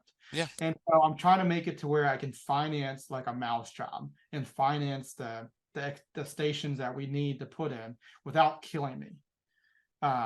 And so like I can take a hit here and there if somebody doesn't pay, but the majority's got to pay, obviously. But Yeah. where can I? Yeah, we're currently looking at. I'll tell you right now. I just had it up on my screen. We're looking at a finance company right now because we got some equipment we want to sell to clients. A mosquito system, and the finance. We don't want to have to finance it, but we can get. I'm trying to remember now who it was. A firm. Okay. So if you got an online store, yeah, you can sign up with a firm. They want people with online stores. So Okay. you have online ordering, you can get a firm. A firm will do like 12 months, like 6, 12 months of zero interest financing. Yeah. So you can get, where right now we're talking about, financing $1,000 system. Yeah. And even people with money are balking. I mean, we're talking about Is that the Thermacell mosquito thing? we're doing that too. Yeah. Okay. Yeah. I've So been looking at that. That's a yeah. pill swallow. But let me tell you something. If you can learn to show the value, because what I did here with my girl is she bought, no, let's buy, I'm gonna install one at the house now because I'm redoing the backyard, so I don't want to install them until I do that, but I'm gonna get ready to do it. If you buy it online for a 3 repeller system is $7.99. Okay. It's gonna cost you a little bit less than that for yourself if you're an authorized installer. Yeah. And what I've done is you still got to install it yourself if you order it. So what I do is, all right, we're gonna do it for less than what you can buy it on the site if you buy it from me, free installation, and then so you're gonna pay less than online, and we're gonna get a firm to finance it same way they are to finance the payment, because I don't want to get into financing a $700 order. Yeah. We just can't eat it right now. Yeah, and that's where we kind of use a firm, but it's a matter of like taking the extra step. And depends how good their credit is too, because if they got no credit or crappy credit, they might say no. Yeah, so we walk the people through on how to get like a loan through a firm. Yeah. And they can give us a virtual one-time card. And then they can finance it that way. Yeah, that's what we're doing. So on a lot of these big tech, or even if somebody would have to do, because I don't think they want to do it for services, do they? They only do it for product. Yeah, they really don't want to do it for services because I tried talking to them and they quite really weren't interested. But so that's why I'm kind of looking at it's per se a financing thing. So when I first started, I financed a couple people on bed bug jobs. And I didn't get burned. There was 3 people that we did it for, and we wrapped it up in a regular service, so they paid more monthly. And 2 of them paid. One of them paid up for the whole year, and then did 1 month and then canceled, and another one did like almost 2 years and then canceled. But I have one that's still with me, and it's 2 years and they're still paying it. So I wasn't burned. So I kind of did like a small trial on it. I know there will be times I will get burned, and I've done it on a wildlife job too. So I've done it 4 or 5 times, and the people that we've done it for, that they've been appreciative and they've paid. Yeah, I mean, you're in a market. I would not take that risk in a major market like Miami where 50% rental. I mean, think about this. Half of our market is rental. Half of the houses that are available are rented. Huge market for Airbnb, huge. So it's very tough when you have people who are in a market who getting them into a contract when they realize they're not going to be there past a year, Yeah. it's a very big risk. So again, these are the things that keep us up at night, trying to figure out how do we make the deals happen. But reality is that it takes money to finance the deals. I mean, somebody's got to finance it. You finance it, you take the risk. Somebody else finances it. It doesn't matter. You know, somebody's got to finance the growth. And it's usually there's not enough profit from people's pricing, which is the biggest mistake they make. Like I said, I'm like all my competition is at $65 to $75. You know, on a monthly we start at 79. Yeah, that's where On we a are too. bi-monthly we're at $99. Mm-hmm. 89 to 99 depending on the house, but usually a 3-bedroom 2-bath we're going to be at 89. We have a lot more profit. Mm-hmm. Like, Well, that's the same way we are. You know, the average quarterly service price here, because quarterly is king, even though we do bi-monthly, but the average quarterly rate is anywhere from $75 to $85. Some people are lower, some people are higher. Like the ones that are higher are generally door-to-door companies that are doing no initials. But the most people are around 75. Some people are at 99 or $100 a quarter. Versus if we did quarterly, you know, we'd be at 150 to 25 a quarter, depending on if you had rodents in it or just GPC. right. And we're bi-monthly, so we start at $100 every other month. Right. So we're higher, Yeah. and we're getting people that say, "Oh, you can't get it." I'm like, you probably can. You're just not asking for it. You can get it because we get it all the time. But what Yeah. I try to tell people, I said, usually I'll ask, okay, how many pest control companies have you had? Because she asked for a quarterly service. Usually it's her. How many companies have you had already?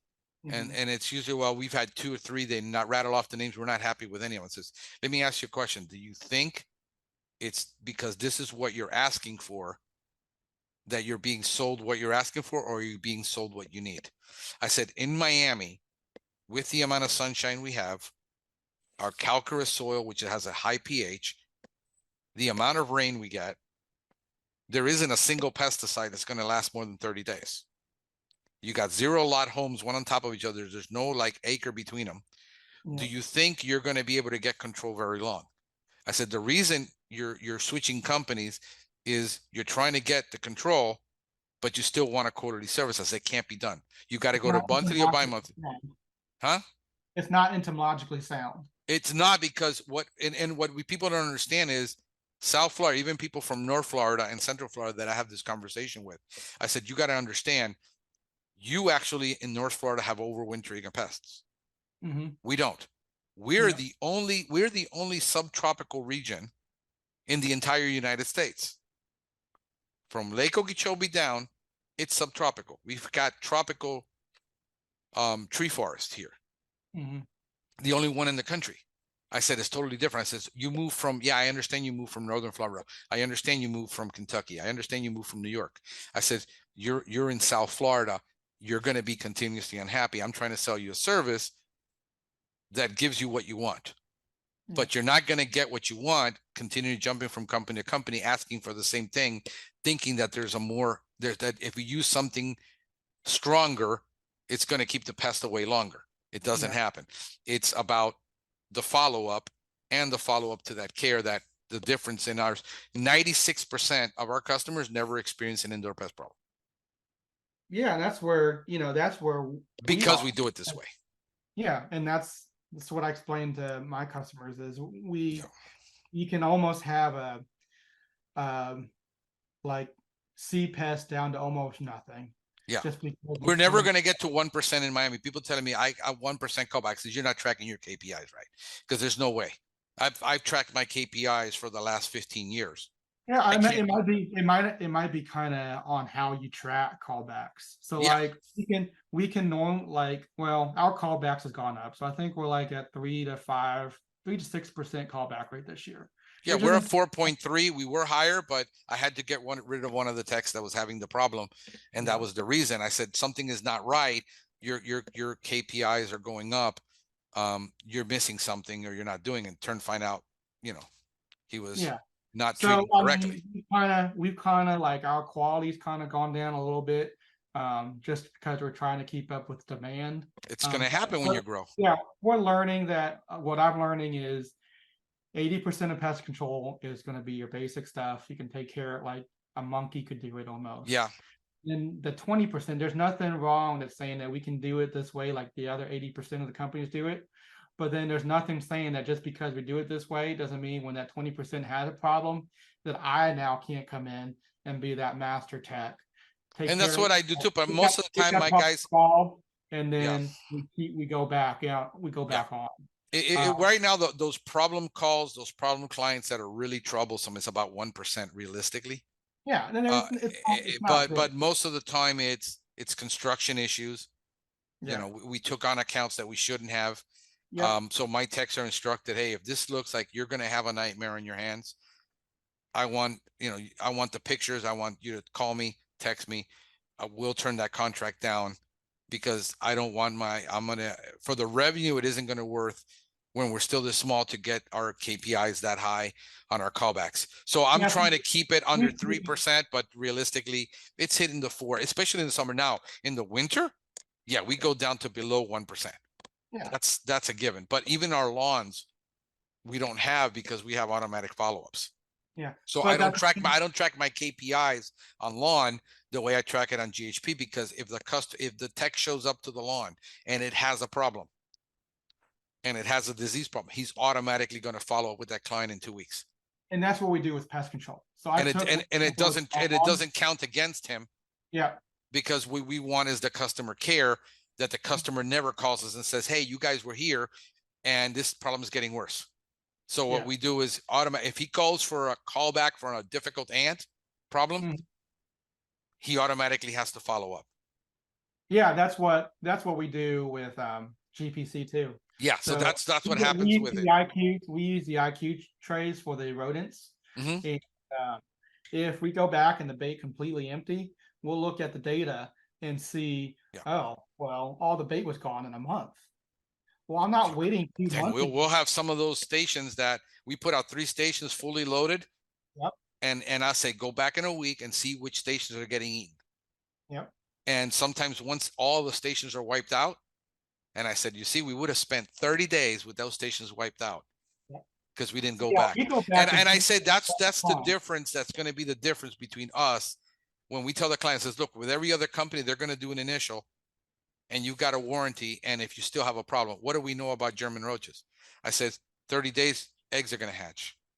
And another 30 days from that, they're going to be already breeding because they can already be mature to breed. And we got winters here somewhat. So what happens is in the wintertime, German roach populations tend to spike because people got the heat on. So it's like Miami inside the house because it's all the time. So I tell people, I said, look, if you want a one-time service with a 60-day warranty, great. But I know that in 60 days, if I don't go back in 60 days, you'll be back to square one. I said, that's brilliant marketing. Unfortunately, it doesn't solve your problem. And I tell people all the time, and okay, it makes sense. Yeah, that's why you're charging me more. And we can show the value through the sales process.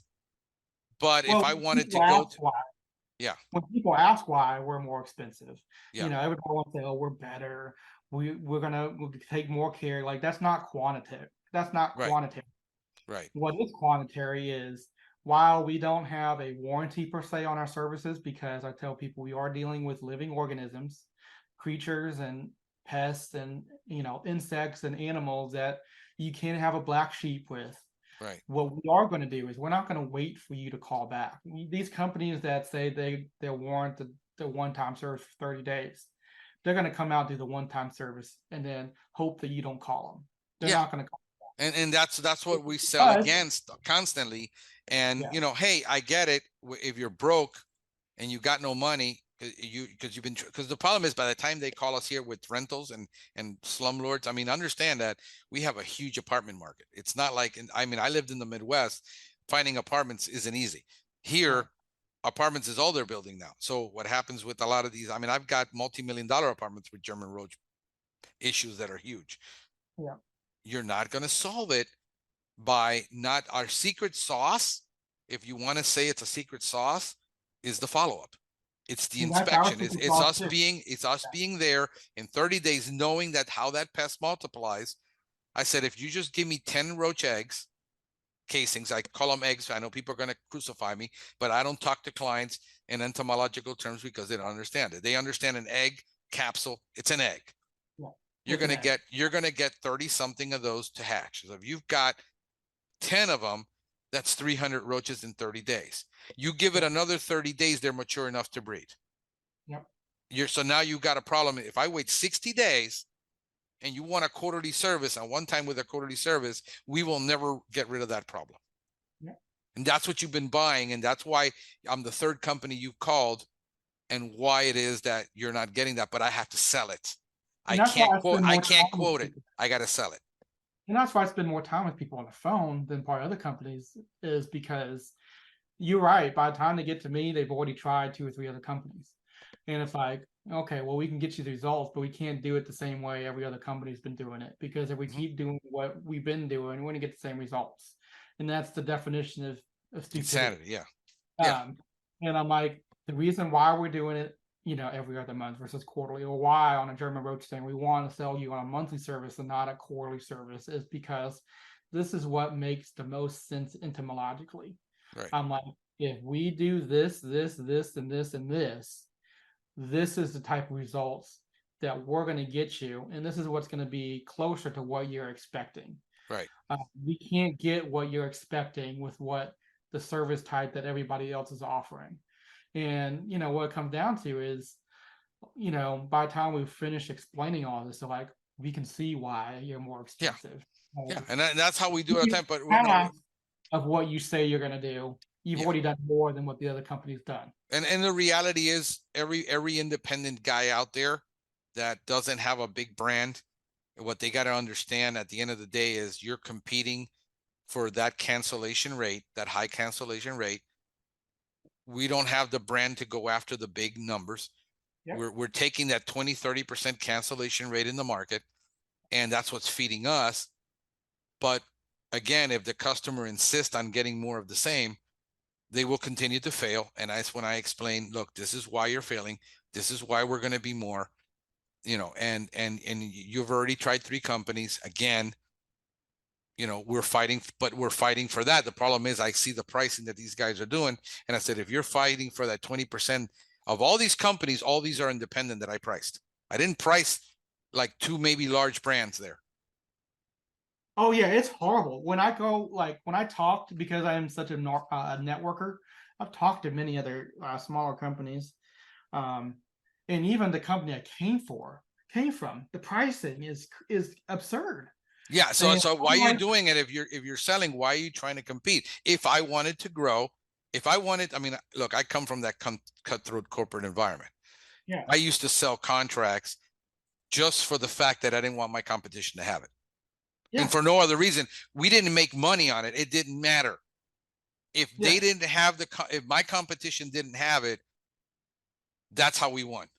Yeah. And I mean, that's, if a company can afford that, that's terrific. But again, at the end of the day, if I'm looking to sell my company and get out quick, then that's what I would do. So like I said, I would probably sell it somewhere between 116 and 130. If you sign a 2-year deal, if you're a homeowner, you sign a 2-year deal right now, 0 initial, 49 a month, bi-monthly service. Yep. But that's 50% of the market. The other 50% is rental. Yep. I can't do it with a rental. It's not going to happen. So I have to okay, what can I do to get the money? All right, so we'll do 149. I'll be $3 above. We'll do an initial, but we charge for every follow-up. Yeah, that's the Chopin. That's the Chopin model. But we were to help come back some of the rental issues that we're having, because a lot more people are starting to rent. Yeah. Yeah. Right now across the country, there's only 2 states, I think, that it's cheaper to buy than it is to rent. Right now, it's cheaper to rent anywhere. Yeah. In the country. Yeah. So what we're doing is we let it be transferable without an initial fee. So if you move, we'll move your service with you if you're in our service area. The problem is, if I did that with a rental, chances are, and especially an apartment, which we do a ton of, 30% of our business, apartment business. Yeah. If I do that, I'd be starting a German roach service every single time we moved. Yeah. I just had a Well, lady says I moved from one and I moved here and I thought they didn't have roaches. Turns out they have roaches. The reason I moved. yeah. And Well, so luckily, most of the apartment complexes have their own pest control company. So if they're an apartment, we're really not going to get them. Our rental is like oh houses. no. We do independent single owner and condos. We have a lot of condos too where because of condo laws, they can't go into the units. Yeah. Mm-hmm. So what we do is we get a lot, but I get a lot of these apartment units that they have a guy, but the guy shows up, sprays to $1. He sprays the kitchen and he sprays the bathroom and he's gone. And then if he sees German roaches, he puts a little bit of gel on the door hinges. I mean, I literally have to scrape out, like earwax, out of door hinges because everybody's putting them on the door hinges. But that's what we get. So understand that every market is going to be different. You look at you. I mean, I can't buy a home right now, a starter home, in the worst neighborhood that you're probably going to get shot for less than 500,000. Yeah, that's crazy. I mean, an apartment is going to cost you almost 300,000 to buy a condo here. Yeah, a condo, and depending on what your fees are, it's going to be anywhere between like $500 to $2,000 a month in maintenance fees. Yeah, I mean, it's nuts. It's like so what you can afford to do one place, you can't do so like I got guys who are calling me from they're in Orange County, California. So that's a brutal market. Yeah. The people calling me about SEO, like how much would it cost to do SEO in that market? I said, in your market, I could probably do SEO for, 900 to 1,500 a month. In your market, 3,000 to 4,000. I couldn't get you ranked for 2 years. Yeah. Unless I did some black hat shady crap, because it's just no way. It's just like right now I'm battling my GMB. I was doing GMB this morning before you called. I got up at 6 a.m. and I was scheduling all my GMB posts for the week. Mm-hmm. And I'm doing a whole different strategy on my GMB post for the week, automating. So I got it automated where it'll post every single day. Yeah. Oh my God, it posts every single day. It's like, yeah, my competition's posting every 4 days. I got to post 7 days a week if I'm going to compete. The Grant Cardone theory, 10x it. You have to. If I'm in a super hyper competitive market, and what I have to do to rank is like I got Eric building out 50 pages in one county. How much would that cost you through Lobster Marketing? What they charge $150 a page? Something like that. Something crazy. It'd be stupid. 50 pages to compete in this market times 150 is $7,500 just to build out 50 pages. Well, it'd probably be 14,000 then, because I think it's 200-ish. Yeah. For additional page now. Yeah. It's crazy. On top of that, 2 blog posts a week minimum. Yeah. 1 press release a week. Yeah. 5 videos a week. 5 GMB posting across 7 social media channels. Yeah. I mean, I have to build my own in-house agent. I can't get anybody to do this for less than 15 grand a month here in Miami to do everything we do to compete. Well, luckily, I mean, you're in a super uber competitive market. Uber, yeah, and we're competitive. I mean, but the difference is, I think, well, I don't know if it's a difference. So there is a ton of pest control companies here in Kentucky, but I'd say 99% of them are small mom and pop companies. How many you have in your county? I don't know the exact number, but if I was to say, easily 200 to 300-ish. Yeah. We're at 360. We got 1,700 technicians in Miami-Dade. Yeah. Now that just tells you something about the market, that most people will rather not buy pest control because we got 2.81 million people for 1,700 techs. Yeah. Well, we have a lot of people coming from, so we're having the same issue before Texas had their issue of a lot of liberals moving out of their liberal states and moving into other places. Mm-hmm. So we have a ton of people that come from California, East Coast, New York, and move into Kentucky, either one because it's cost of living is a lot cheaper, and then with the remote stuff, people are moving back home, or people are moving here because more things are moving into Kentucky, like Amazon's built out more, UPS as headquarters here. Texas Roadhouse is headquartered here. So more businesses are coming into Kentucky. So more people coming from out of state moving here. And where they're coming from, they're used to paying for pest control. So they're looking for pest control here. Right. We're like on the list, top 10 list of things to do when they buy or rent a house, find pest control. Right. So that benefits us. But with that, what benefits me is, so when I'm competing on the SEO, I'm not really looking at the smaller companies, even though a lot of smaller companies are still a little bit higher than me. When I'm looking at competing for SEO, I'm looking at competing with the top 3 companies, Black Diamond, OPC, and Bright. Right. Because the other mom and pop companies are not doing SEO. Right. So you're competing against whatever's out there at that moment. They're ranking against me because they've been in business longer than me. Mm-hmm. They're not ranking higher than me because they're doing anything crazy. You look on their website was built in the 90s, or they try to build their own website. Yeah, I mean, you got to be in the top 3 to make an impact. If you're not in the top 3, it's not going to happen. Where do you bury a body?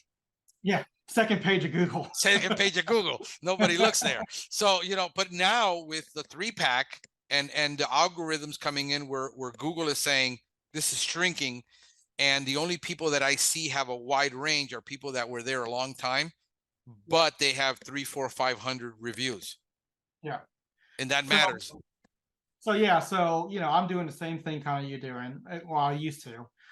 We post on GMB all the time, post on all the social medias all the time, and wasn't really doing the blog, but that's where Lobster Marketing will help me. They'll be consistent. Yeah, the reason I use a blog, I mean, the reason I use the blog now is I used to use the blog to get traffic. The reason I use the blog now is because it brings in the right amount of traffic. My traffic mix has totally changed in the last 10 months. Where we changed the strategy, and I completely changed my bricks. If you go to you probably won't be able to see it, but if you go to oh crap, I got like 17 apps, SEM Rush, where you do the analysis, you'll see I went from being more of an informational site to being more of a commercial site. So we're now like 60-30, where we used to be like 80 plus. When I first did my website, we were super informational. And then second website, we're still informational, but not all my information has been transferred over to the second website now. So that's where I'm hoping. But did the thing is with the new website, again, I had a huge, I mean, I was up there in my 21 as a that's a Moz rank, but it does matter. Where we had a domain authority of 21. Yeah, I don't know if I have I don't know if I have. Yeah, so with me, that was really tough because we did have domain authority. I mean, I'm right up there with the bigger companies in domain authority. So building out a new site didn't make, so we have to rebuild the same site without having to mess with the content. Since I do all the SEO and I know where all my links are, then I know where everything was. So basically the blog is basically supporting all the local pages.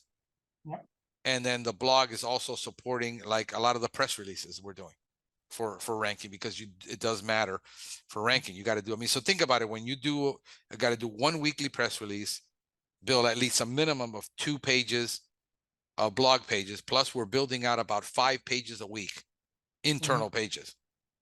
And then we're doing about 4 to 5 YouTube videos, shorts a week across. We're creating, we're doing TikTok, we're doing Pinterest, Instagram, we're on all of them. You had to create a syndicated network also, which that we don't disclose, with about 15 other blog pages separate to that. When you look at the directories listings, 120 directory listings that we're on, plus another 300 that are hidden. I mean, it's a full-time agency job. There's no way I can hire like where you're at. I mean, you're competing against, like I said, and on GMB, all we can do is compete right now for about, in some keywords, like my strong keywords, yeah, I rank out 15 miles on that. But on the competitive keywords that everybody's ranking, that Orc and Truly, Terminex, the top 10 brands, 2.5 miles is all you're going to rank for those top keywords. So I was tracking at one point, I was tracking 961 keywords that we were ranking. I just lost you. Where did it go? Did I lose you? There I'm you here. are. Can you hear me? No, I'm trying to find where the heck you went. Oh, there it goes. 961 that we were ranking for that actually brought in money, that people, these are all buying signal keywords. Yeah. It's a lot of little things you need to do. So again, burnout is very easy to have. Disillusion is very easy to have when you're doing the things that everybody tells you to do and they're not working for you. And you're like, at one point, what I tell people is find one thing you can really focus on. Yeah. If it's GNB, devote 15 minutes of your day every day to GNB. Yeah. Devote every single day to getting reviews. I get that laser focus. And get every single day getting referrals. Yeah. Those are what you actually can do. And if you do those things, people say like, I get it. People on the site going, oh, I'm 100%, referral based. I said, that's great if you're not scaling. Yeah. If you're a solo operator, you don't need but maybe 5-6 referrals a month. Yeah. The moment you need to hire a guy, that is never going to cut it. Yeah, the referrals is great. You need 8. I mean, I get about 15 leads a day right now off of my SEO. I have a 50% return on investment equal to Google AdWords. Yeah. Again, but I have to do all this work. I have to hire a guy that costs me $3,000 a month internally. Yeah. Part of the burnout or the fatigue, I guess, that sets in is for me, I think it's just one, wearing myself out trying to do all these things. So I think that's where reading the who, not how has been good for me, and that's what we're trying to do now. So that's why I'm hiring out the website and all this other stuff I'm working on doing now to relieve myself. Right. But I think where the fatigue really makes it a little bit more difficult is even though I own a business, I enjoy having my own business and not working for somebody else. Right. It's become less fun. And I think that's where I've been struggling the last couple months is it's become a chore or it's become a task. It's become a job. Let me ask you this. I asked you to take that survey from the 6 Genius. Yeah. Okay. Haven't yet. I'm going to. I'll do it today. So the principle behind it is this guy focuses on building teams. Okay. Yeah. So but in our case, we look at ourselves and then you can I would give it to each one of your team members.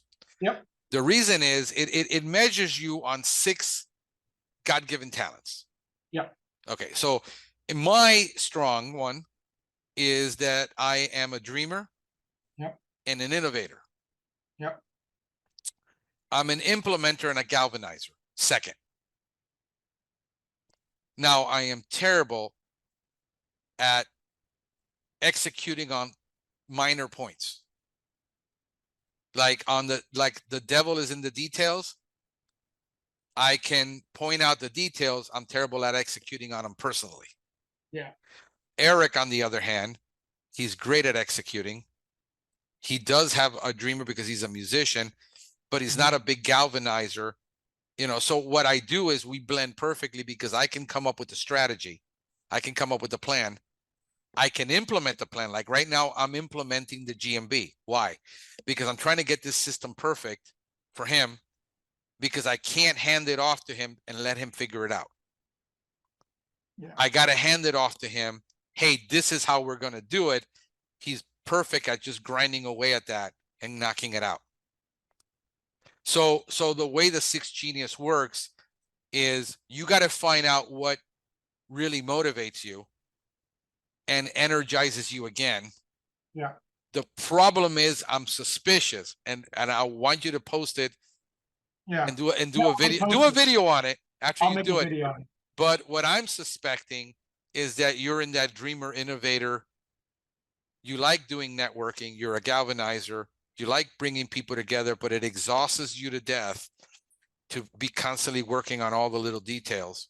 Yeah, it does. So, looking at 6 types, I've been meaning to take a test since January. That tells you I'm not tenacious at all. But I probably am either a wanderer or a discerner. Yeah. Just Yeah. because, And tenacity is what Eric is good at. yeah, I can do tenacity for short periods of time, 6 months, a year.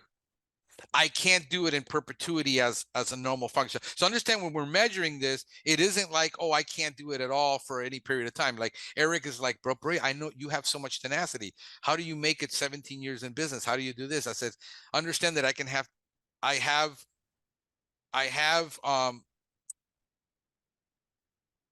what do you call this?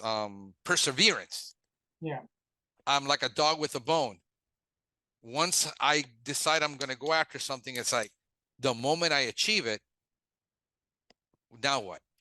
yeah, That's what most people say. Well, you're always dissatisfied. I said, no, you don't understand. I'm content. I'm happy. I'm never complacent. And you really have to make a distinction so that you can put yourself in the right mind frame and don't allow other people to marginalize you and put you in a box that isn't yours. yeah, Because people will tend to say, well, you're just never happy. I said, no, understand that you're happy making $15 an hour, grinding away at a machine, drilling a hole for 8 hours a day, going home drinking a beer, and that's your life. yeah, That doesn't motivate me. That actually will depress me to death, where I'd rather commit suicide than do that. yeah, yeah. We rather not work 40 hours. We'd rather work 80 hours and do it at our own pace. But the thing is with the 80 hours for me is that everything I'm doing is because I am getting into it, because I'm a wanderer, and because so that's look, let me put it through you on the other. That's the other part of that double-edged sword. Yeah, Because then there's never enough things to innovate and wonder about. It's endless. yeah. At one And point that's where, I got to cut it off. yeah, and that's where I guess I am happy. And I guess I'm like you. I am happy, but I'm not content. Right. Like we get somewhere and then it's automatically on to the next thing. We don't Right. I have a bad habit of not enjoying the wins that we have. So we You won. got to start practicing some mindfulness. Now I we've gone mean, to next. yeah, practice mindfulness, get into mindfulness training, because you do wake up in the morning and you are thankful. Learning to be present is very difficult for us. When we're there on that date or whatever it is we're doing, we tend to wonder. Yeah. We're always wondering. I mean, when we're with our kids and we're doing something, we wish we were working. When we were working so many hours, we wish we were with our family. Mm-hmm. It's hard to do that in some people's mind that doesn't have the entrepreneurial genes or whatever, because that's what's difficult for people around us to understand. What we have to do is bring it into that balance where it's a balancing act. There's never balance. Yeah. We're always doing a balancing act. Mm-hmm. When I'm at home, I'm trying to balance being at home. When I'm with my kids, I'm trying to balance being with my kids, not thinking. I've gotten better and really good at it, not thinking about, but sometimes my mind just goes because I'm working on the new concept for the academy, the Mm-hmm. things that I want to do, all of that. Believe it or not, it causes insomnia when I have too many dreams of things I want to accomplish. I get insomnia. Yeah. So I'll wake up at 2, 3 in the morning for no reason, and I immediately start having to work on it until I can get those thoughts out of my head. It's almost tormenting. Yeah. It's hard. And but I had to learn to say, okay, what can we do, Eric? What I had to let Eric be Eric is like my break. How much can he actually do? Because I can't implement it. Yeah. How much can he actually implement in the time he has without him working 6? Because he will work the 60, 80-hour weeks too. And how do we balance that and constantly be measuring it and saying, okay, this is something that's on the back burner, but it isn't something I can do right now or even think about, but it's on my list. Like I set a goal this year, 5 goals. Mm-hmm. get our termite license, get the academy up and running, Yep. get my A certification. Mm-hmm. Okay. And let me see, I had 5 things. I put them on, I had put it on my, because I use collaboration. I use Asana for collaboration, but I have on top of this, I have all these little sticky notes on my thing of things that I must not Yeah. forget, because I forget to go into Asana. I forget to go into my calendar. I forget to I got to have like, what's the most important thing that I'm working on? And then these are my little Post-it notes. And then I'll pick one that I'm motivated to do that day. And those are the ones that get done because they're not urgent. In other words, phones got to get answered, emails got to get returned, texts have to done. These are things that I'm working on that as I get a chance, I start knocking them out. So, those were one of the 5 things. How many am I going to actually accomplish this year? Well, I'll probably accomplish 2 out of the 5. I have to learn to be okay with that. Yeah. And Because if not, I will kill myself trying to accomplish it all and say, well, I can't enjoy the fact that the academy is finally going to go after 2 years. I mean, this has been the longest pre-sale in the history of pre-sales that I've been talking about doing the damn academy. When I should have had it done, but it's the amount of work that it takes. I couldn't take it on. I needed somebody to finalize. I can produce content all day long. Yeah. And the actual putting together the course and then the quizzes and then all this, it's about 24 hours worth of work per class. Mm-hmm.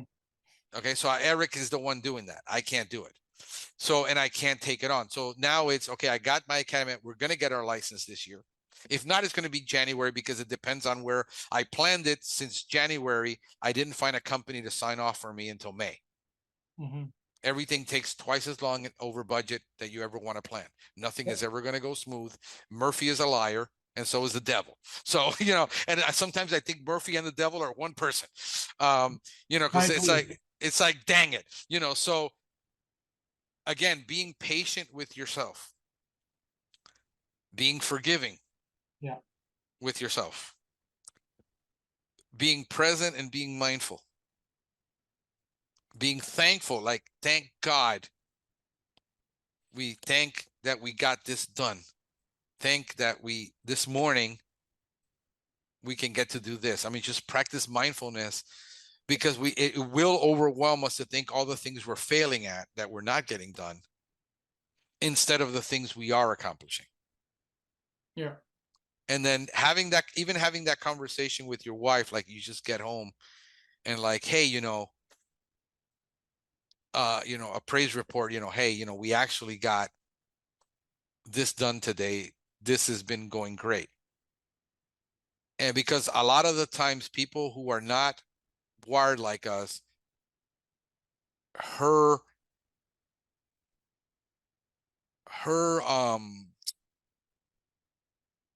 emotions and her feeling good feeds off of you. If your energy is negative about everything you didn't accomplish, it creates an enormous amount of anxiety for her. Yeah. And those are the things that we have to learn to just, hey, when she comes home, it's more about, hey, how was your day? What happened? And, oh, this happened at work. And me trying to stay positive, because she says, you're a negative person. I said, I'm not a negative person. It's just, I see all the problems. Yeah. Well, that's where she and I are somewhat similar. She comes home with all the negatives too. So yeah. And I think we need to just maybe like, one of the practices that I started practicing in mindfulness is before you go to bed at night, make a list of the things you're thankful for. Yeah. And ignore the other ones. Because what happens is you go to sleep with all the things that didn't get done, didn't get accomplished, went wrong, instead of setting up your mind for success, which is going to bed at night saying, this went great today, this went great today, this went great today. Yeah.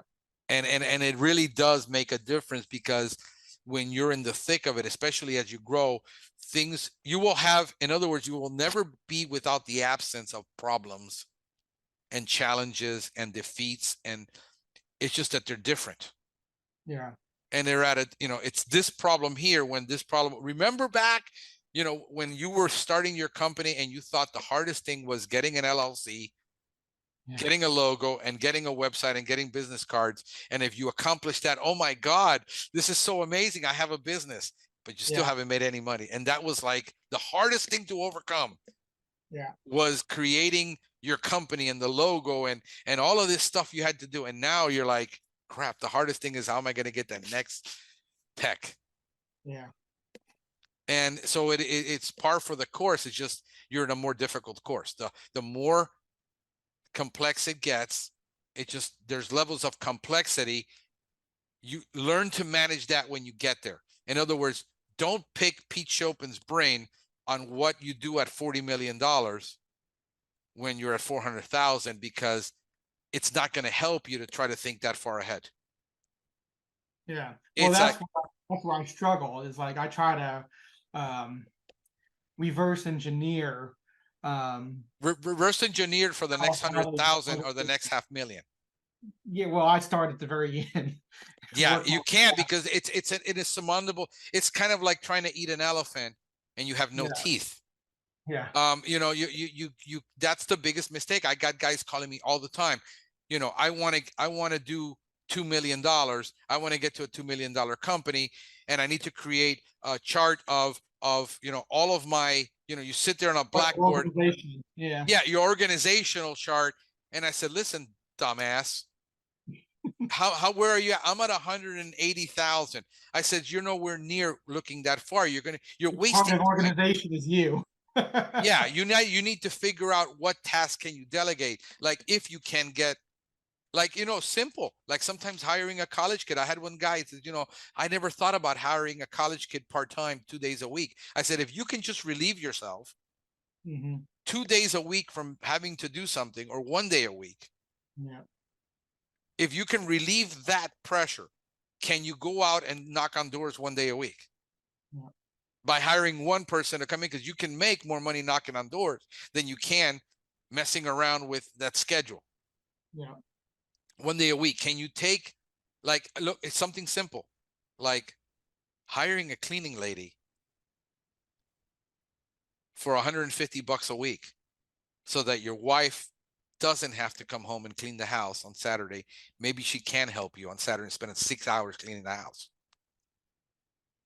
You can buy your wife for $150. It says, I'll make you a deal. You don't have to clean the house. I'll pay for the cleaning lady, but I need your help doing some paperwork or stuff or whatever. I mean, to me, it's never been worth cleaning my house. It takes 6 hours to clean this thing.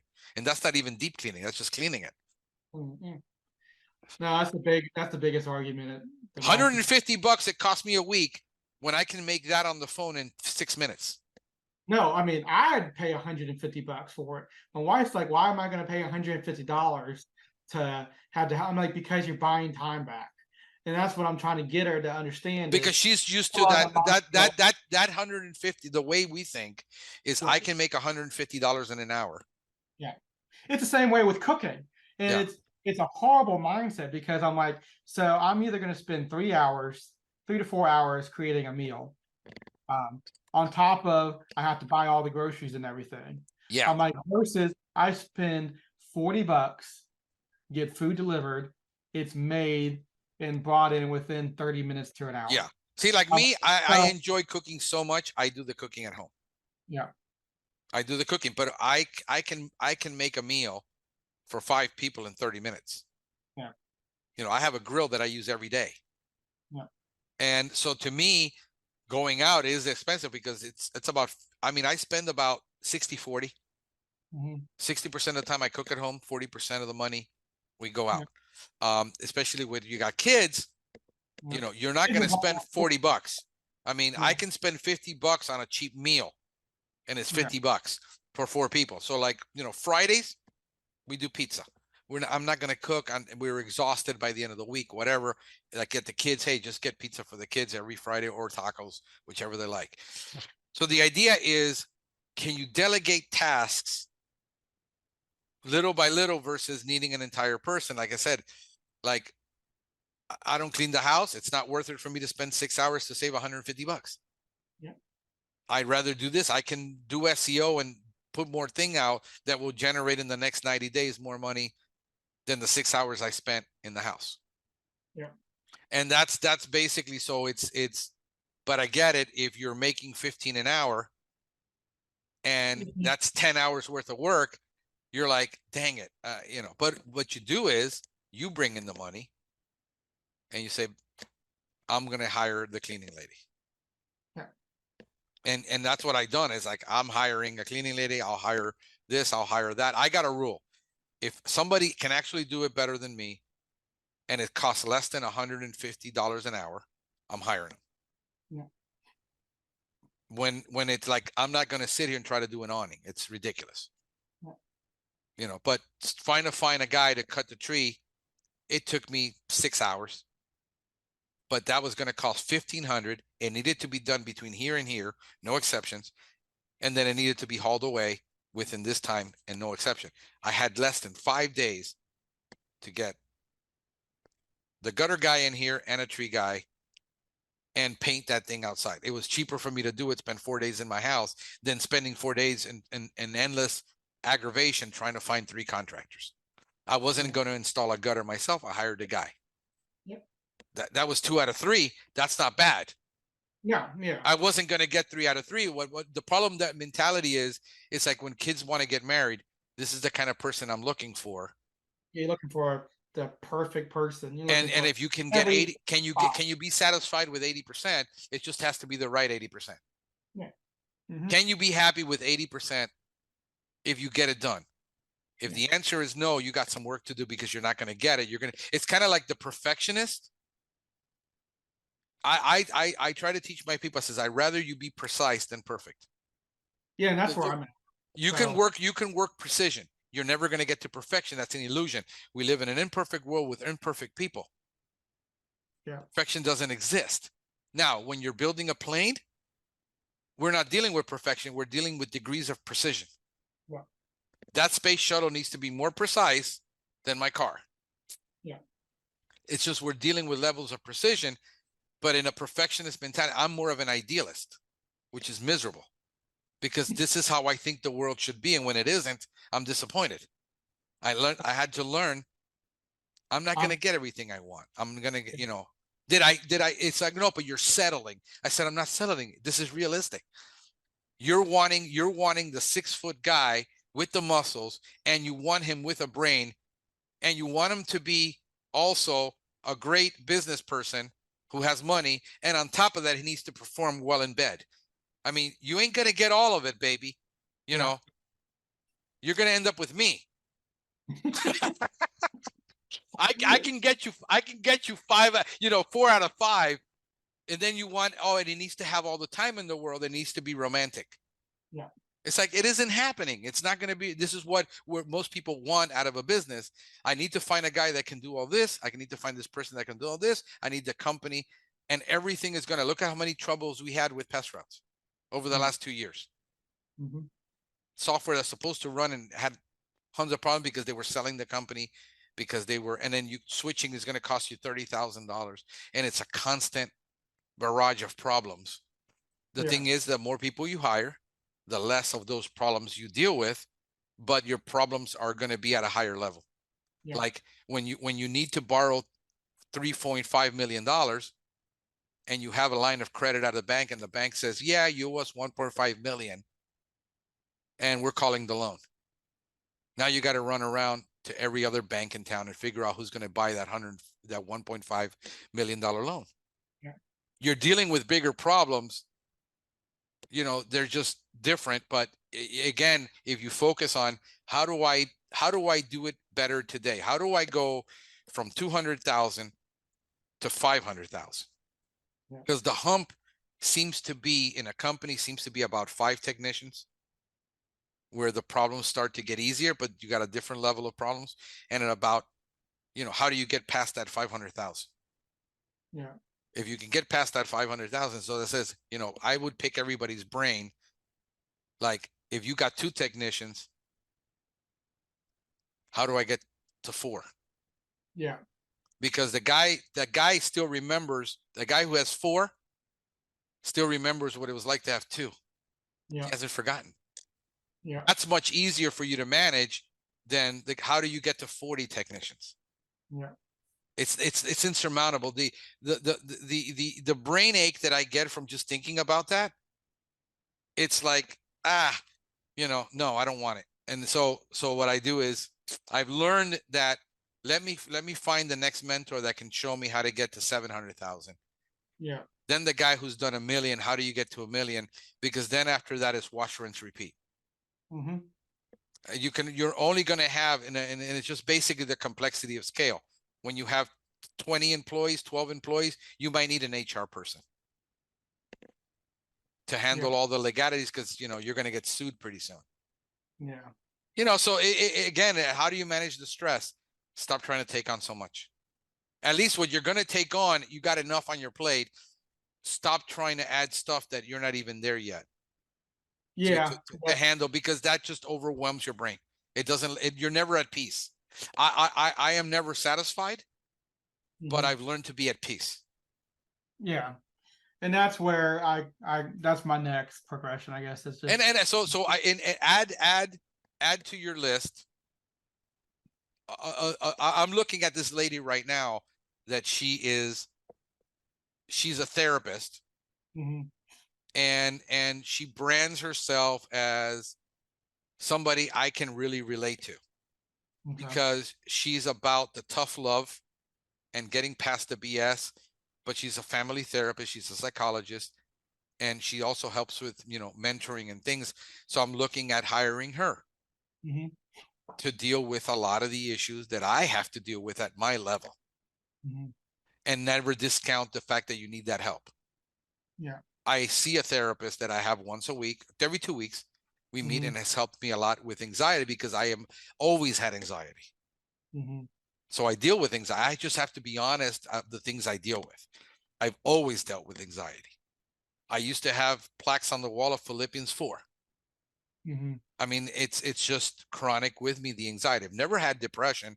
I can remember one time where I did, and it's about a week, and I sat myself out of it. But anxiety is a real issue for me. As this gets more complex, I got to learn to manage it, because I don't want to do a whole bunch of pot.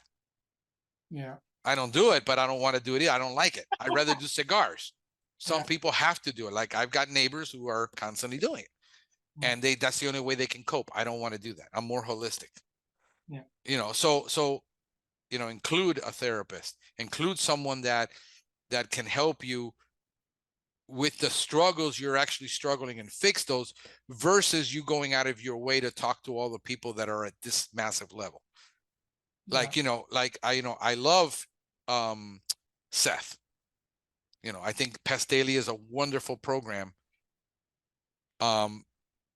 However, a lot of people who've never had any sales experience, what I hear from them is they're overwhelmed by all of it. It's too much. It's over. When I first started, it's super overwhelming. It's a ton of knowledge, and it's almost assuming that about sales. A lot about sales and marketing, because it's geared towards, and I understand where he's going. Yeah. And so again I'm partnering up right now with a person who does business consulting and mentoring, and people dealing with mindsets. And I'm bringing her on as part of the team, because I don't plan to do all this myself. I'm associating with people that I've met over the last 10 years, 15 years, that I know are solid, because the people that work with them are solid, and where they're at, and their heart and their mind, and the audience we want to reach is really that one, the person that wants to grow, who's a solo operator, who's starting up, solo operator that's struggling to grow, because he doesn't have the background, he doesn't have the degree, he doesn't have the training, he never had the experience.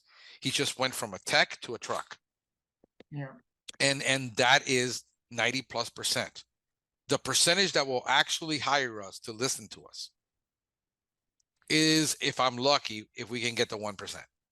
Yeah.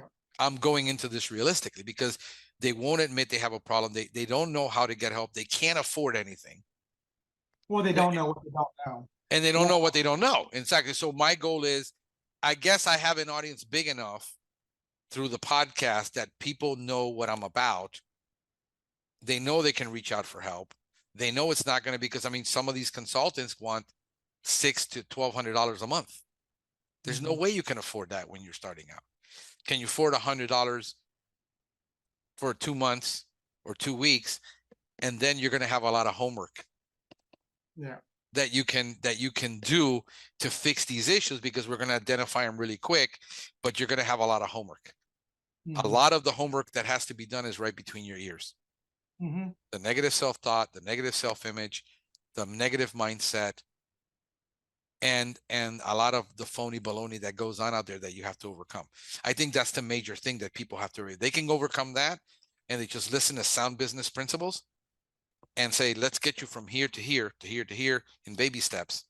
Because the biggest problem we have with all these programs is they overwhelm people. I want to get to the 5 million, but I can't even get to 500,000.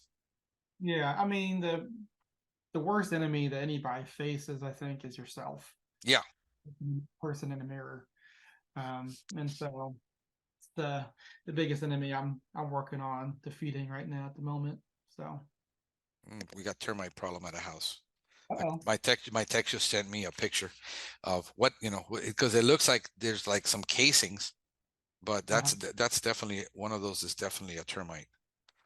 Or like money. No, that's like a fly, man. That picture is so bad. I need to give courses on how to take pictures. Yeah, this one's, I think the customer probably sent it them or something. I'm going to get back to him now in a couple of minutes, because you're going to buy me lunch any minute now. I'm going to order something on Uber Eats and send you the bill.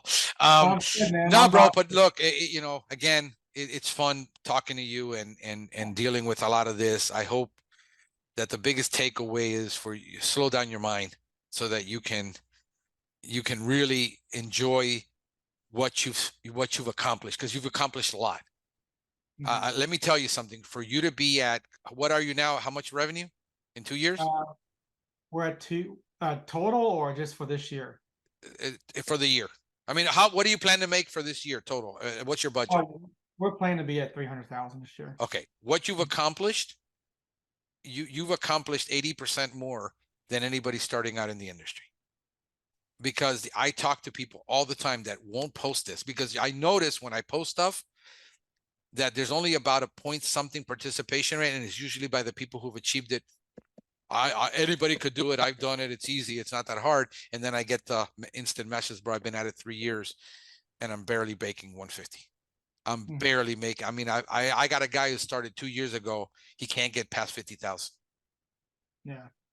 You see, so 90% of what you listen to is total from the guy who's done it. A lot of it is hype, but you've accomplished more in 2 years than probably 80% of your contemporaries. That should be both rewarding and humbling. Yeah. So take it that way. Learn to relish the accomplishments, because they're very few. It's like, in the business world, you make one mistake to 100 attaboys, but in business you're making mistakes all the time, and it gets tough to swallow that sometimes.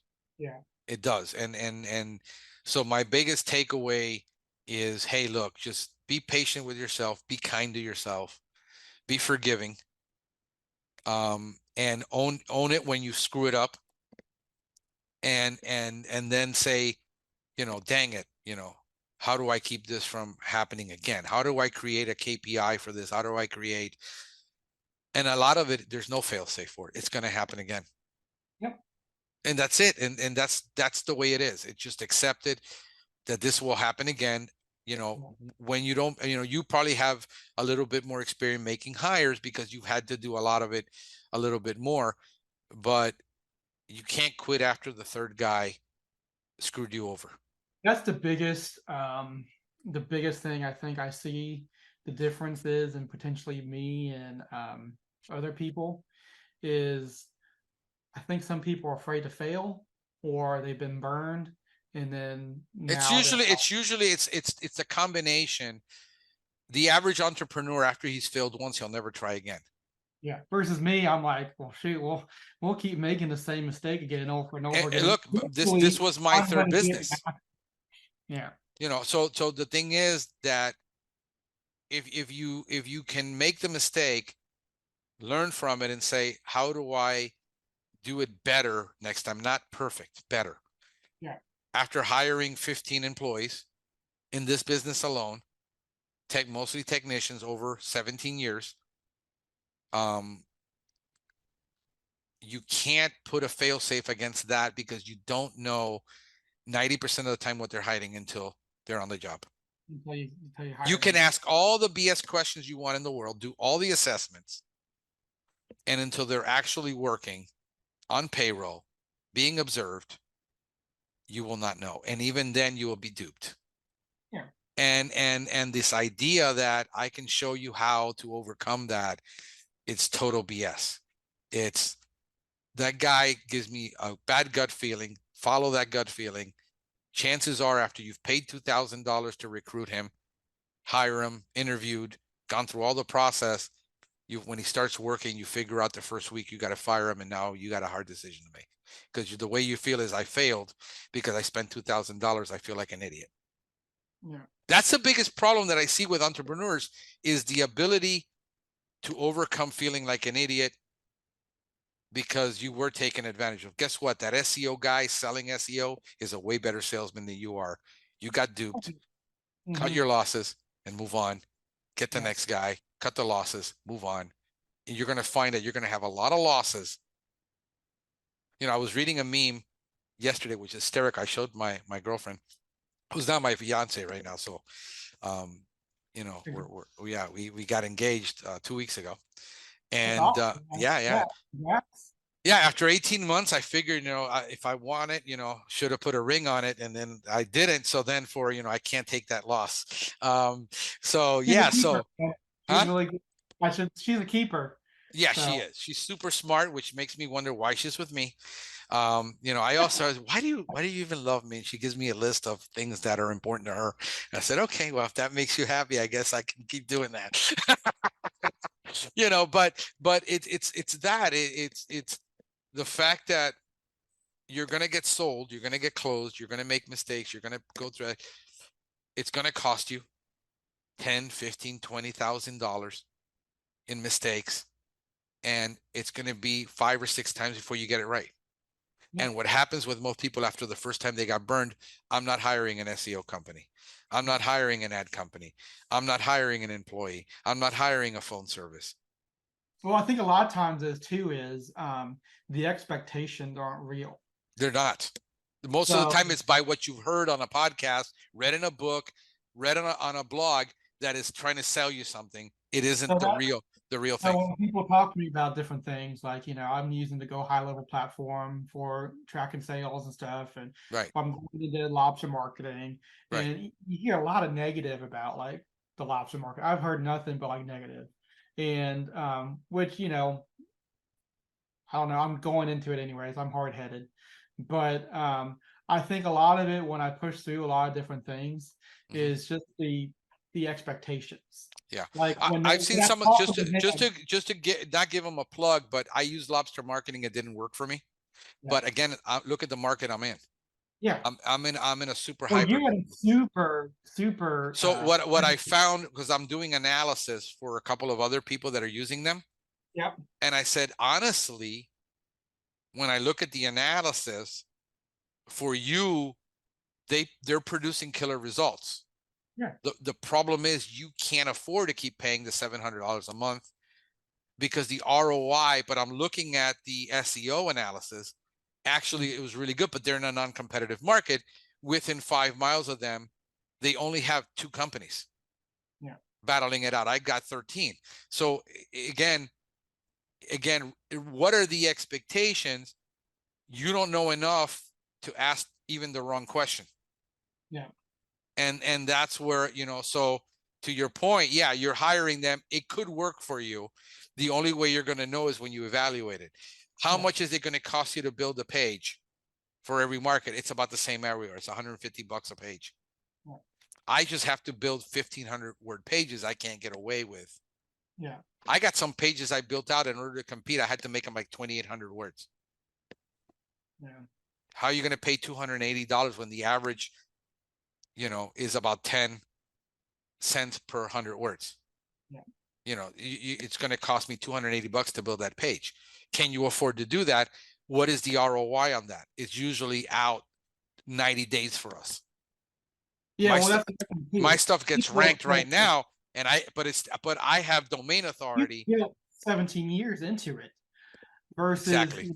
when I'm talking to people about like the content marketing, because that's helped me grow, or going into lobster marketing, like I don't expect a return on investment, or to start seeing a return on investment for at least 3 months. That's why I tell people, if you're going to do something, be sure you can afford it for 3 months.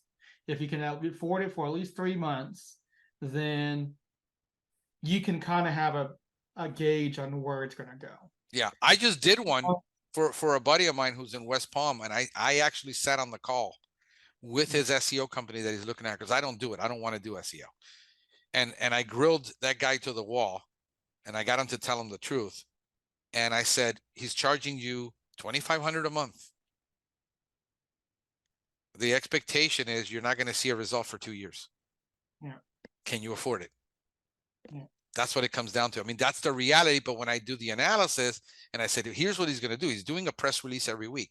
He's doing GMB posting for you. He's going to build out, 1 page to 2 pages a week. How long is it going to take for him to build out?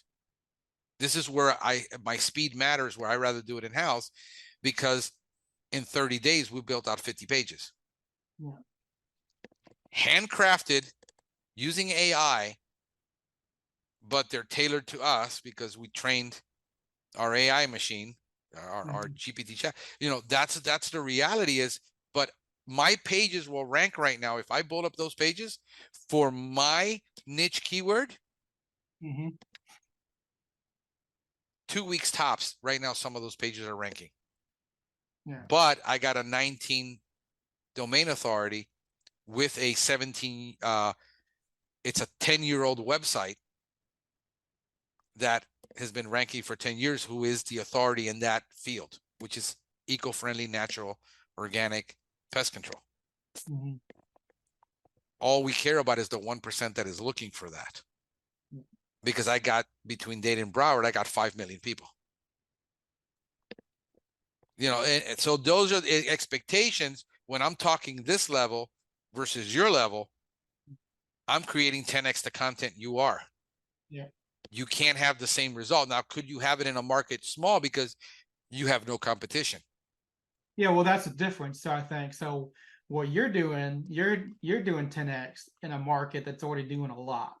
Versus they're also doing 10x. Yeah, well, yeah. But you can do 20x versus me. I just have to do 10x because right now the competition is not doing a whole bunch. Yeah. So I'm looking for pest or lobster marketing to create like a professional looking website to compete with the 3 other main brands that have that professional website that's local. Right. Yeah, what bells and whistles do you need on local. Yeah, people want local, but they don't realize that OPC is bought out by Rollins.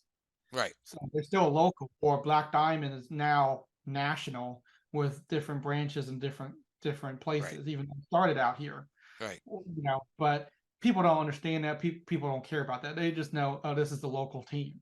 Yeah. So while I'm still supposedly competing with the hundreds of other smaller 1 or 2 man companies, for me to stand out, I'm looking to try to compete with them. To your point, one of the things that you have to look at is we don't have to be twice as good.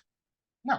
We only have to be marginally % better at what we do. In other words, everybody bounces like, I'm so much better at doing pest control than all those guys. It doesn't matter.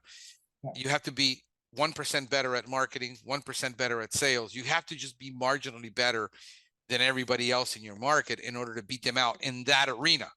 If we're talking about PPC, that's a whole different arena. If we're talking about LSA, that's a whole different arena. If we're talking about YouTube, I mean, I don't know how much YouTube you're doing, but I'd be doing a crap load of it. Well, I've started doing more YouTube. Yeah, I'd be doing it and building out those playlists for Yeah. every single local market that you want to target. In other words, every page that you have on every city page you have that you're going to create, you should have a playlist for that city page and linking back to that local page.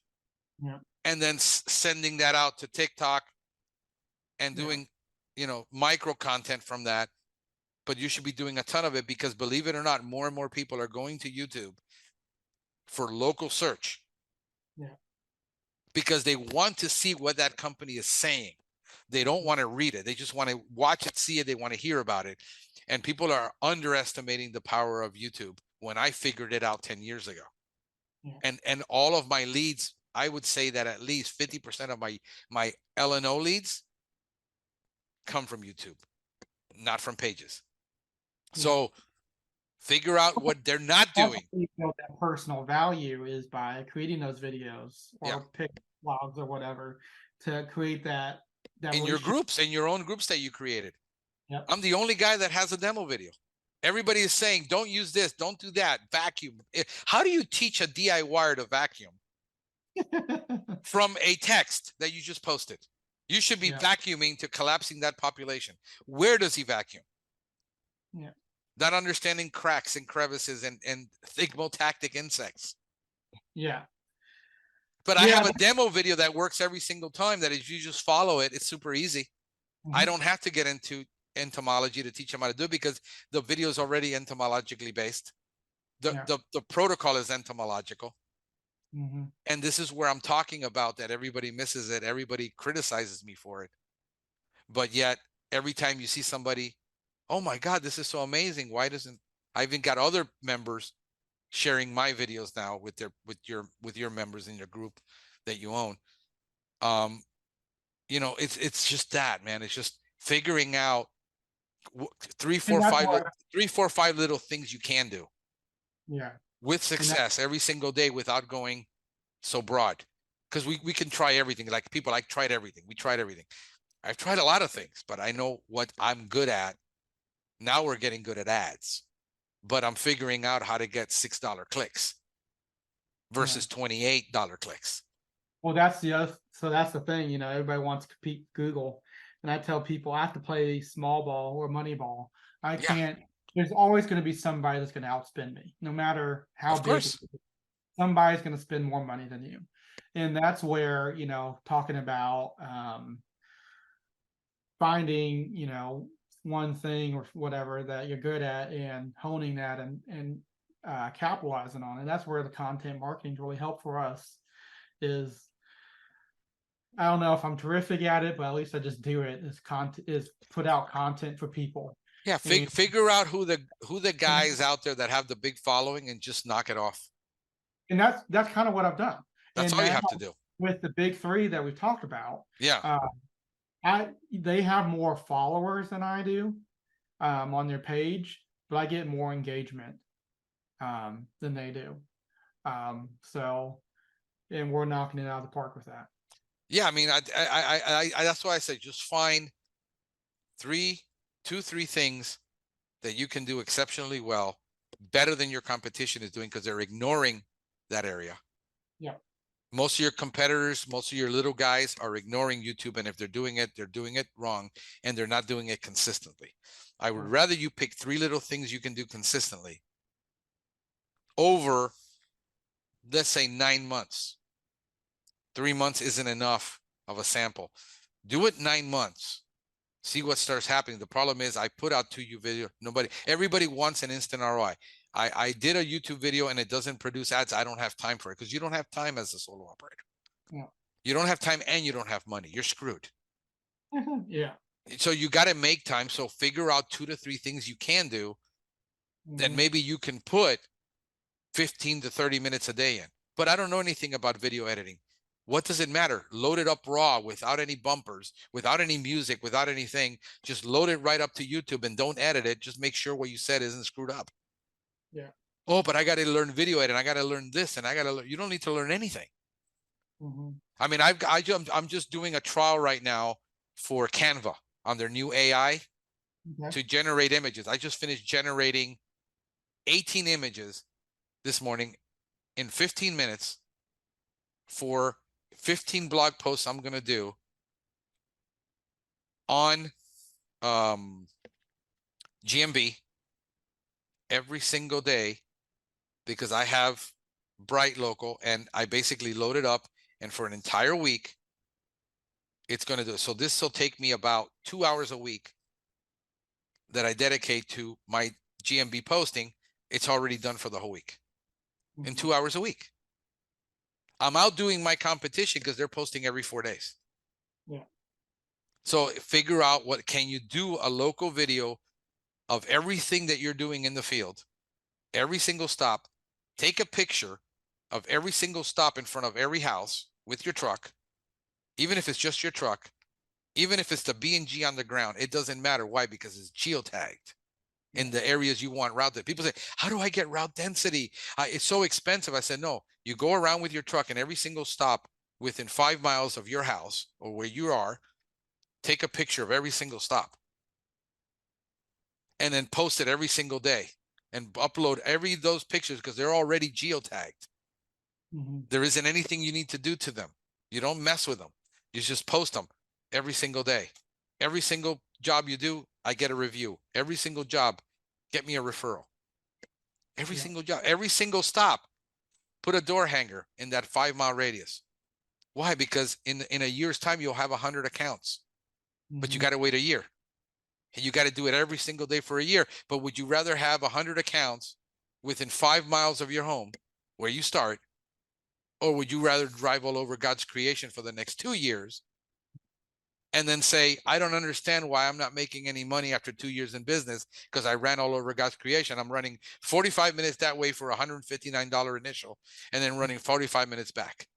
And I said, because of that syndrome, it isn't giving me results fast enough. I said, nothing will. You don't have money. You don't have time. Do 4 or 5 things like that every single day for the next year. You know what? It wasn't until I did this podcast for 2 years, 100 episodes in, before I had any traction, before I had any results. Nobody was following me. It wasn't until 2 years after I did SEO, 2 years of doing YouTube, that things blew up for me. 2 years of doing that every single day, coming home, writing an article. It was 350 pages in 2 years before I had traction. The biggest disillusion that people have is it's going to be quick, it's going to be easy, it's going to be effortless. It's going to be a shitload of work for a long time before you start seeing the results. You need to just accept that.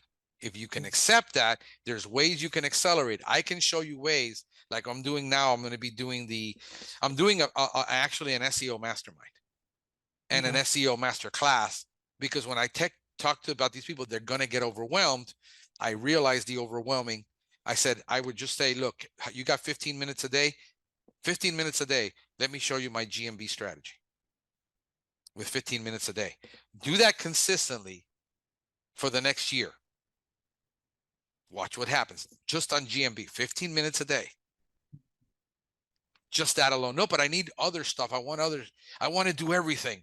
You're overwhelmed. You won't do any of it. That's the biggest thing. I want to do everything. Therefore, I do nothing. Yep. I don't know, bro. What you having for lunch? I don't know. I'm gonna look on DoorDash and see what. Because I'm gonna go make me my standard keto bread with egg, slice of cheese, and a slice of ham. That's what I eat every day for breakfast. I haven't had breakfast yet because I started talking to you, and before I know it, it's 3 hours in, and I haven't shut up. Yeah, I haven't eaten anything either, and I'm like hungry. So all right, brother. It's So either gonna be like a sandwich or like a burger or something, maybe. Hope this helps you. Hope this helps a bunch of people out there because, well, it's helped me. I'm appreciative. Like I said, I've been following you for years now, and I know you've been talking a lot about the burnout. And even though I don't think I'm burnt out, I know I might be getting close to it, and I don't want I'm trying to do preventative stuff to try. And just figure out if you can take a weekend with the wifey. Yeah. Even a change of scenery, just going to a hotel. Now it's getting cold for you guys, so you can't go to the pool, but just finding a place nearby that you can go for 3 days. Take 3 days off. If you can't take 3, take 2. Yeah. Take something. where you just leave the phone at home. You don't talk about work. You eat, sleep. You're married, have a lot of sex. I mean, heck, that's what it's for. And just, unwind and do the things you normally don't get to do if you're home busy all the time. Walk away from it, because what'll happen is you'll find out your mind will come back with things that you've been trying to figure out that, dang, I can't figure it out. You're so close to the forest, you can't see the trees. Yeah. Take it, do it like every 3 months, at least every quarter. Put it in your budget. I don't know, write it off, do whatever, Yeah. pay for it yourself. It doesn't matter. Go on dates, leave the phone at home, leave your damn watch at home. Let everybody know, hey, for 2 hours on a Tuesday, Thursday, whatever day it is, I'm not going to answer you. Don't bother me. I'm with my wife. Mm-hmm. Make her a priority. Do those little things. Figure out if you can talk her into, go make the money and get, so she doesn't have to clean her house. Do things like that where it's making life easier and you have more communication, and walk away from it. Learn to walk away, just because the hardest thing is for us to mentally walk away. I think if you do that, you'll be able to do a whole lot. Some people go fishing, some people go hunting. Yeah. I don't have a hobby. My I'm the hobby same is here. cigars. Yeah. So I buy the longest cigar I can buy that'll get me 4 hours, 5 hours. I can sit out there with 5 hours. We do it. We do it on a Friday night. That's our thing. I do charcuterie for us. Every Friday night we do charcuterie. We go out there. We either take a rum, we take wine, we spend 4 to 5 hours on our own. And that's it. And my phone is usually not with me. I have the music going, and it's kind of like we're out there sometimes till 1 a.m, man. Just totally unwinding from the whole week, trying to prep ourselves to enjoy our weekend, because then we go into it exhausted and stressed. Mm-hmm. So it's just figuring out your strategy. You got to figure something out to relieve the anxiety. Some people it's the gym. I hate the gym. I hate the gym too. Yeah, but I got to do it because, I physically got to keep moving and I got to get the exercise. I have issues with my muscles. I got issues with ligaments. I have issues with a lot of things. I got issues with my stomach. I got to watch what I eat. So, when you get older, what I tell people is, like I told my techs, I said, wear the knee pads. Yeah. When you're 50, you're going to thank me. I know you're 25. I know you're 30. You think you're indestructible. Trust me, I'm not doing it because I'm trying to cover my ass so I don't get sued if you break your knee. I'm trying to make sure that when you're 50 years old, you don't have bad knees. Yeah. Mm-hmm. So I'm trying to make sure with a lot of people that when they're mature in their business, they're not suffering a nervous breakdown. They're not suffering a lot of the losses that I've suffered as a result of that. And I think that's the biggest contribution I can make right now to the industry, is to help people overcome a lot of a lot of the BS, a lot of the things that are going on in their personal life and stuff. I got people calling me, bro. She filed for divorce. What am I gonna do? I said, get a lawyer. No, but we're gonna work it out. I said, get a lawyer. No, but we're gonna work it out. And mark my words, get a lawyer. A month in, she got a lawyer, and he was SOL. So don't battle it. What can I tell you is experience matters. Yeah. How do you succeed? You make good decisions. How do you make good decisions? You get experience. How do you get experience? By making bad decisions. I mean, what can I tell you is, all I can do is, I'm more of a trailblazer and a goat than I am a guru or anything else. I just can tell you, hey, 53 years makes a difference. Spend time with your parents. One day they're not going to be there. Yeah. Make time for your parents. Make time to if the relationship is bad, fix it. Because one day you're going to regret it, that it wasn't handled. Those are the things that we don't talk about in business, that are a lot of the real issues. Guard your heart, because out of it flows the issues of life. If our heart gets messed up, then everything else gets messed up. And I think it's more important to have a healthy heart than, because you can have a healthy business and everything else is messed up. Why?